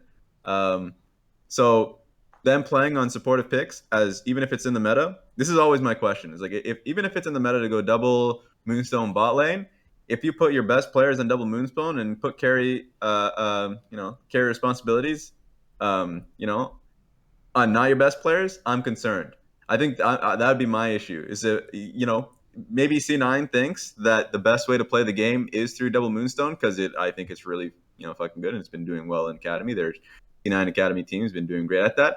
I wouldn't want to see Sven and Vulcan on that shit personally. So those are the type of things where I'm like, yeah, they're not necessarily playing the way that would give them the immediate results, but I also just don't want them to be doing that in the preseason tournament. So just as a recap of all the shit I said, end of split, play to bot lane. In the beginning of split, you can experiment and try and improve other places. I have a quick question. Sorry, Krishna. You said that it was good that they lost to Team Liquid. Would it have been better if they lost to 100T? Well, I mean, actually, I think I meant them losing to TL will clearly I would want them to be in the finals. But the whole idea of them both their series going 5 games and their first 2 games in both series, they tried this strategy where they just kept buffing up Blabber, and it just got shut down because it was just getting destroyed because they had no way to engage, or they had Sven and Vulcan on these really bad champions with no play but potential. So I have a feeling that with this in the bag now, the coaching staff can finally be okay, playing through Blabber is not the best way to do it. What about the game they won with Senna TK and he was on Olaf and? I mean, it's got to work sometimes. So what I'll say, we've mostly been memeing your answer about C9, they would have been doomed if they won, all that stuff. I think I don't think they need to lose to hit their peak. I think when you're that close to the top already, I think you're pretty motivated. But what I will say is I think C9 fans can be really optimistic because we talk about all the problems that C9 had over the course of this lock-in tournament we talk about Fudge a lot. We talk about Perks not showing up right out the gate, and all this different stuff. But they were still one game away from winning. Like, people talk about TL like they're this flawless team. They're so incredible, best players in every position, yada yada yada. C9, oh, I Fudge think is a we were dumpster. talking about them that way. I know I am, and that's what I'm saying. Is like that's the conversation, and they were one game away from winning. So like, think about how much room there is to improve. It feels like for a team like that, where you're like, oh, they look so bad just like 2 weeks ago, and now they actually were one game away from winning a final, basically. And not to say that TL's peaked and they're not going to improve either. Like, maybe TL just takes off to another tier, but I do think there's a lot of obvious things to improve for C9. That is this the higher ceiling argument? Like, C9 has a higher ceiling than TL? Because to your point, if we think TL is already playing really well and they've got all these great players, C9 is is running it down. And Perks hasn't showed up yet. $5 million waste. Fudge is a dumpster like, fire, and it's like, wait, they almost won, guys. Theoretically, I mean, by this argument, theoretically, C9 should be way better than them if they can just inch it, a bit more. Yeah, I mean, both teams are going to improve, so like, it's definitely like not an either or situation. But I do think C9 already being in a finals and being one game away speaks to like, okay, they are really, really, really good. Mark thinks you should short TL stock, everybody. That's what he's saying. I'm holding. Krishna, thank you so much for the call. Anything you want to say before we move on to the next caller? Yeah, I guess just for some food for thought. I know, like, we were talking about, like, before, you guys were talking about, like, the import rules and whatever. But, like, when you really look at it, like, you guys were talking about the top 3 players for MVP right now, and all 3 of them were imports. Sven, Alfari, and CoreJJ. So, interesting thing to think about. But thanks for the call, and shout out to Alienware and Travis. Yeah, thank you so much. Have a good one. Yep. That's why I said, I remember a take that was represented on the show, probably from Twitch chat, is like, someone thought that taking away the imports would make the same quality of play. No, guys, that would make us like, please keep these guys. So that's not even the conversation. I like the current system a lot, because guess what? TL, which is like, even if you don't have tactical on there, you have like some other, import AD or whatever. Like, let's say Sven was on it or something like that. I don't think people would look at TL and be like, oh yeah, that's like a non-NA team, right? Like, because you've just seen these players in the league for so long, with Jensen, CoreJJ, etc. So, I don't know. And CoreJJ was on Dignitas, man. He's that's my point, original. Right? Like, you have a lot of these players that have been around for so long. Like, when they've already spent the majority of their careers in North America, and those careers have been quite long. We've gotten off on a topic for something that we weren't. Why'd you do that? Raz did this to us. Yeah. And I'm going to continue to use this time. Everybody, just be aware, we are a nation of immigrants. I don't want to hear this bullshit. All right. Aren't you Canadian? Hell yes, I am. The Canadian invasion continues in the LCS. So when you say we are a nation of... you can't even legally work here right now. That's why... Anyway, Blaine is here. Blaine, where are you calling from? I am calling from North Vernon, Indiana. What do you want to talk about on the show? I think TSM should take Hauntzer over Huni in their lineup. Oh, okay. I like that. I think this is near the end of the call. Go, what, Mark? I was going to say, I think it's worth noting that his name is also C9 Blaine. So... Yes. I am a Cloud9 fan. Okay, Cloud9 fan Blaine. And is this because you're trying to sabotage one of your rival teams? Absolutely not. Okay. Well, either way, I'm happy to have this call. I felt like it was going to be inevitable. But even before, whatever. Anyway, go ahead and explain. I just think, at least through the lock-in tournament so far, Huni's looked really coin flippy. I mean, we've known he's been a coin flip player for at least a couple years. And if you think about, because I've been watching since, Hauntzer had his long stint in TSM, like, he's just been so much more consistent throughout the years. And the fact that he's just stuck under him when I feel like he could be so much more of a consistent player on the team is just ridiculous that he's not at least getting played in certain matchups. Mark and Raz, what do you think it is likely or not likely that Hauntzer ends up starting for TSM in the next 4 weeks? 4 weeks? Yeah. I'd say In the next unlikely. month. In the next month, do you think that Hauntzer will end up playing a game for TSM, at least one? Ooh. I would say No. unlikely. Both. I you think say I, unlikely. Okay. I say unlikely mostly because I'm a big proponent of give him a chance. God damn! Like if you're Yeah, taking, Huni has never had a chance before in his life. But Much I'm like just- Fudge, this man has not had a moment to prove himself. I'm just saying, and unless if it's abhorrent, like the level of play, we can't continue to see it. Then obviously, like that you have to make a swap. But if it's literally just like current Huni, what we're seeing right now, yeah, 4 weeks is pretty quick, guys. But I do think, going on to that kind of conclusion, I do think that Hauntzer will come in at some point because I think Hauntzer is a great player. Hauntzer is a great player in lane. He is a consistent one. 2 months? I think he's a great backbone for a team. So there are a lot of positives for him. You said at some point 2 months? Because 2 months would be by playoffs, right? Because we only have, I think, 7 weeks or something. So I'm down for 2 months. okay, you think down he'll for be summer. on by summer? Okay. Well, I mean, I would also be down for summer, but if we're one game, no, Huni's got a stomach virus, comes in for one game. Raz wins on technicality. yeah, I think Hauntzer will be. I think they will put him in for at least one game in the next 4 weeks. I'll go for that. So I've got 4 weeks. Raz has 2 months, and Mark Travis, has taking summer. a lot of L's. This would only continue to be, that would only continue to be the case. So yeah. Listen, I love clipping stuff out for Twitter, so when I get to clip this one out, that'll be good. And then I just won't even clip it if I end up being wrong. Mark, what's your take on all this? I think Huni deserves more time than a month, unless, like Raz says, it's just a dumpster fire up there. But even by the time of like the C9 series, he was actually doing fine.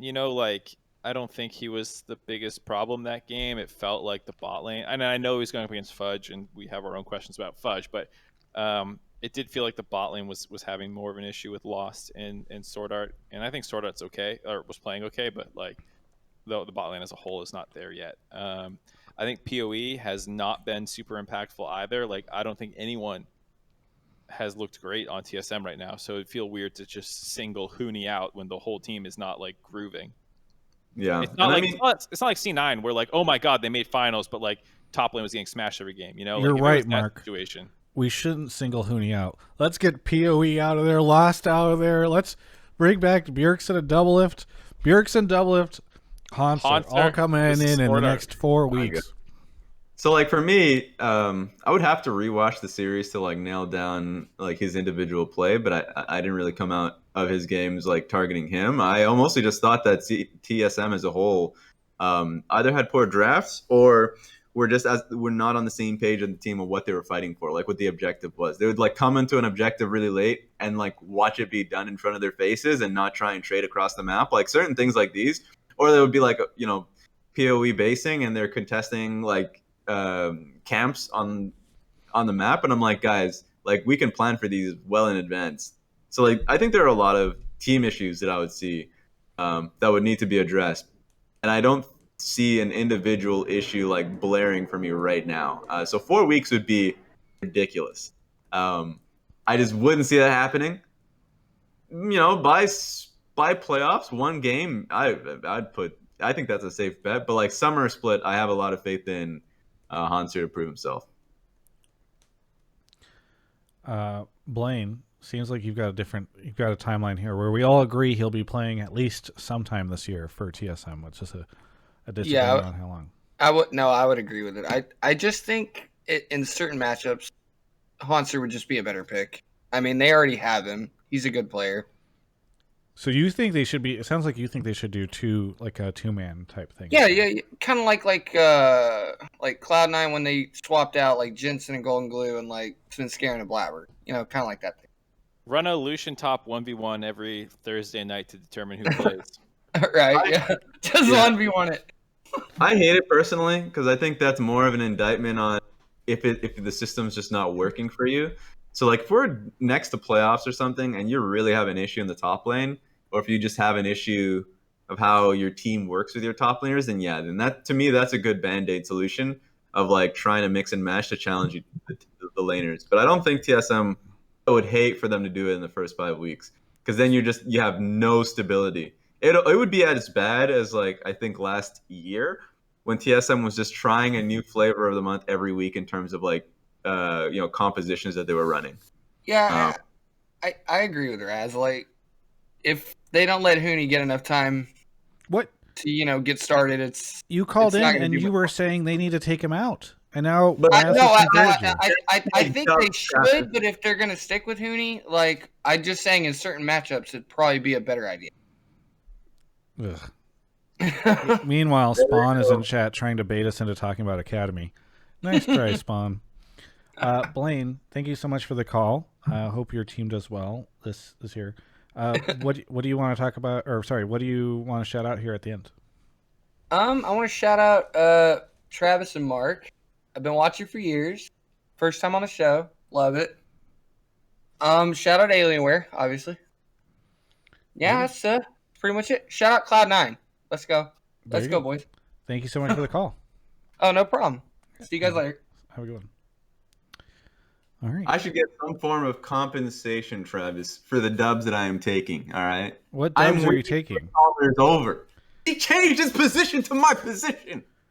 He was all these callers, Raz. They're like, there's very few that ever call in and are like, actually, I'm going to stand by this, because we get people that call in and they're like, I think that the LCS should actually just stop competing entirely, and that's how we'll win. And then Mark and I go like, that doesn't make sense for XYZ. And then they go, yeah, you're right. I guess I should have thought about this a bit more. So like, whatever you convert a viewer or a caller, it's not, you shouldn't feel that great. I'm feeling pretty fucking good, Travis. Don't tear me down like you do the rest of the league, Travis. I tear down the league? Travis Gafford, tear down the league? Shit flinger, dude. That's all you do. You Me? just get up there. Yeah. I am about people think I'm bland and tame and have no personality or opinions. Somebody said earlier that I was the person I got picked last in gym because that's all these alpha bully people. Like, what? BT is here. BT, where are you calling from? I'm calling from Winston-Salem, North Carolina. Oh, you're a little quiet. Are you? Oh, sorry. Any chance you're muffled? Can you hear me? Yeah, is this better? Yeah, where are you calling from? I'm calling from Winston-Salem, North Carolina. Winston-Salem, North Carolina. What do you want to talk about on the show? So I was gonna talk about how this is gonna be NA's best performance internationally this year, and it's because all the teams have a much more aggressive and fast-paced play style, and they're playing a lot more champions and are like adapting to different champions much quicker. Okay, so just to define this, BT, if it's our best ever, we've made it to MSI finals twice now, but didn't win. And then we've also made it to semis at Worlds. Well, you're only talking about quality, Travis. There's also quantity. There's Travis, quantity. once again, bring the league down. I'm not bringing the league down. I'm saying if we're going to do better than we've ever done before. Groups. 2 teams out of groups would be better than anything since 2014. Would you rather have 2 teams out of groups or a team in semifinals? That's actually a really tough question. Why not both? I would take it. I would take semifinals easy. Yeah, I'd take semifinals.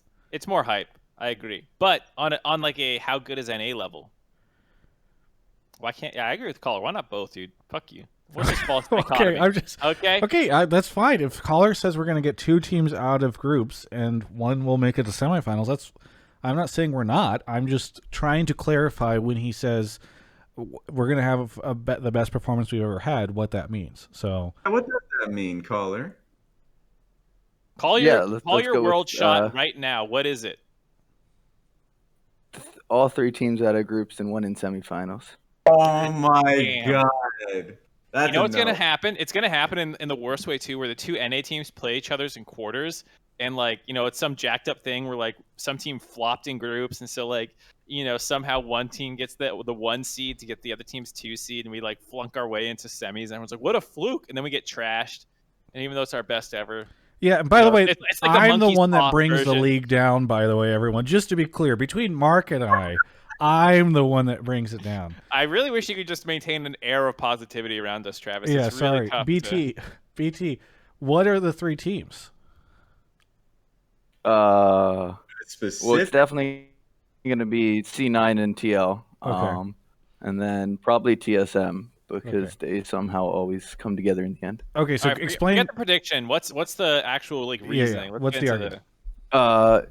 It's because TL this year has been really proactive, and all the teams that are doing really well, like 100 Thieves and Cloud9, are also playing really fast-paced games. And I think that's kind of the style that you need to perform internationally. And that's kind of different from past years. I feel like a lot of the top teams before have done a lot of the stall for late game. And even like in TL's games where there's a Zir, they don't pick a Zir and then wait till 30 minutes to do anything. They keep making early game plays and do like cross map plays and things like that instead of just showing up late to a bad play. I like it.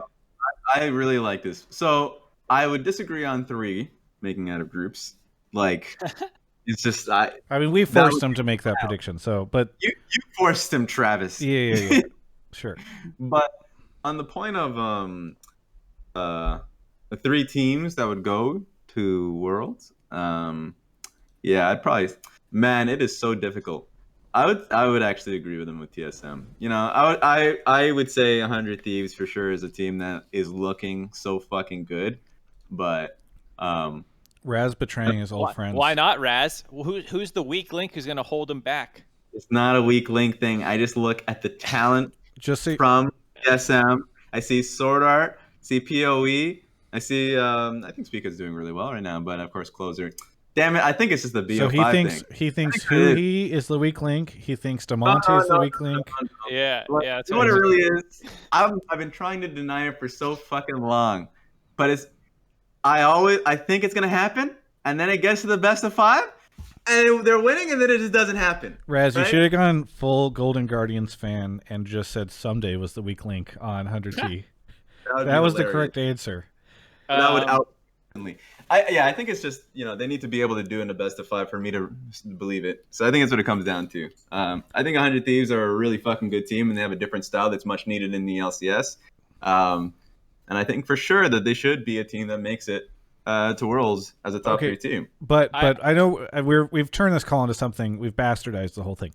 The caller said that he thinks that the way that we are changing the ways in which we are playing different than we normally do will be what gets us to succeed. And Raz, yes. I am curious if you think that is what is going to get us there. The way we were what's changing. Okay, you didn't listen whenever he explained. Mark, go. Okay, great. I'm down with this take. I think the players are playing a lot more aggressively, and it was a preseason tournament that technically doesn't really matter beyond some pretty minor things. So, like, maybe they'll drop off, but in game 1 of the finals, they were really going at it, and that's what you want to see. You want to see people skill checking each other. Vulcan and Sven were 2v2 trying to kill CoreJJ and Tactical, and I think when you get to the international stage, everyone's skill checking everyone. Bin and 369 are not backing down. They're like, let's play carry, baby. And then they switch it up and someone goes like, oh, actually Sion's better here. And crazy shit happens, but people are not afraid to scrap it out. And that's what I like to see this time is everyone's kind of been scrapping it out a little bit more. And I think all the teams have slightly different play styles as well. It doesn't feel like everyone's just mimicking the top team. Santorin is more oriented at assisting lanes. Jensen is not roaming quite as much, so he does play TF and stuff. Not saying he doesn't roam. He played Galio, yada, yada, yada. But, they have a different play style than 100 Thieves, which is way more roam-oriented with their mid-jungle versus, C9, which, Blabber's playing more carry stuff, like Hecker him and shit, and really going carry Olaf with Enchanters to support him up. Everyone has their own style, but they're all still playing aggressive and proactively. I love it. Yeah, I think that this is great. I completely agree with that. In 2018, when Invictus Gaming won Worlds, I thought the LPL had hit its peak in terms of level of competition within the league and different styles within the league, right? I thought there were teams like BLG at the time that were playing really slow, patient style. So when Invictus Gaming and top teams in the league faced them, they had to be really fucking good at being able to deal with it. When they went up against teams like FPX or whoever were really aggressive at the time. Like they had to ramp up the style. You had like scraps in like 8 minutes into the game, like constantly fighting, like being able to adapt, challenge each other. That is super important domestically because you don't want it to be international play and then you're learning. You want international play to be the test in which you've kind of like the culmination of all the shit that you worked on throughout the entire domestic splits. And also, I think it also helps that the teams that I think will go to the next level learn from the last time the last split. Like TL were criticized for being too stagnant in draft. They got a player who is not only better in the top lane, but also is completely flexible. 100 Thieves is a team that, you know, they face their, or at least the Golden Guardians or 100 Thieves players. You know, they got an upgrade, and on top of that, have an extra split or year to work with each other and work on the, you know, the But they're not going to Worlds, Raz. Look, it's the top 4, top 5 that matter. Okay, they mold the diamond. All right, so that's why you have to talk about who's our diamond, 4th or 5th. FlyQuest support. I said TSM 3rd. I'm willing to change as the split goes on, but I think TSM are in a position to do that. All right. So one of the things that this conversation has reminded me of is that, well, 2 things. One, that Worlds you were talking about, Raz, was that the Korea Worlds? The one that happened in Korea? Yeah. It reminded me of when Cloud9 helped break that kind of like slow strategic Korean meta by taking what was the European team that had Jizuke? Vitality's playstyle and just going really aggro with it. And like that was the furthest we've ever gone at Worlds, was that Cloud9 roster doing that type of stuff. It also made me think of I did an interview with Steve, which is on the channel. He talks about this, and then I talked to Jed about it as well. Steve talked about how he was watching the players play, and Tactical made some like aggressive play mid lane that like previously he said our coaching staff would have said like, hey, don't go for that next time. You know, you lost, and that's why. But instead, he was encouraged to do it. And the Jet talks about sort of why and the philosophy there. But that type of stuff makes me hopeful, because here's what I would like to see. Even if we don't overperform or perform to whatever, I'd like us to go down swinging in a way that I feel like we don't normally. Watching Worlds is usually painful for NA fans, not only because we lose, but because it's like, it's just, you watch all the teams bleed out over the course of groups, and then suddenly usually they win the games after they've already gotten out. But I'd like us to at least try to contest and like and have the games look good and fun. Maybe that 9-man sleep will just be a 5-man sleep next week. Yeah, that would be great. So I don't know. I like this a lot, BT. I don't know if I'm confident enough to say that, like, here's what I will say. I don't know if we will do better than we've ever done before. However, I do think we'll do better than we did the last 2 years, in part because of the... It's hard to do worse. Yeah, it's hard to do worse. Although we had that MSI run, right? But also because I just think the teams are looking to play very differently this year. So thank you so much, BT, for the call. Anything you want to shout out before we wrap up the show?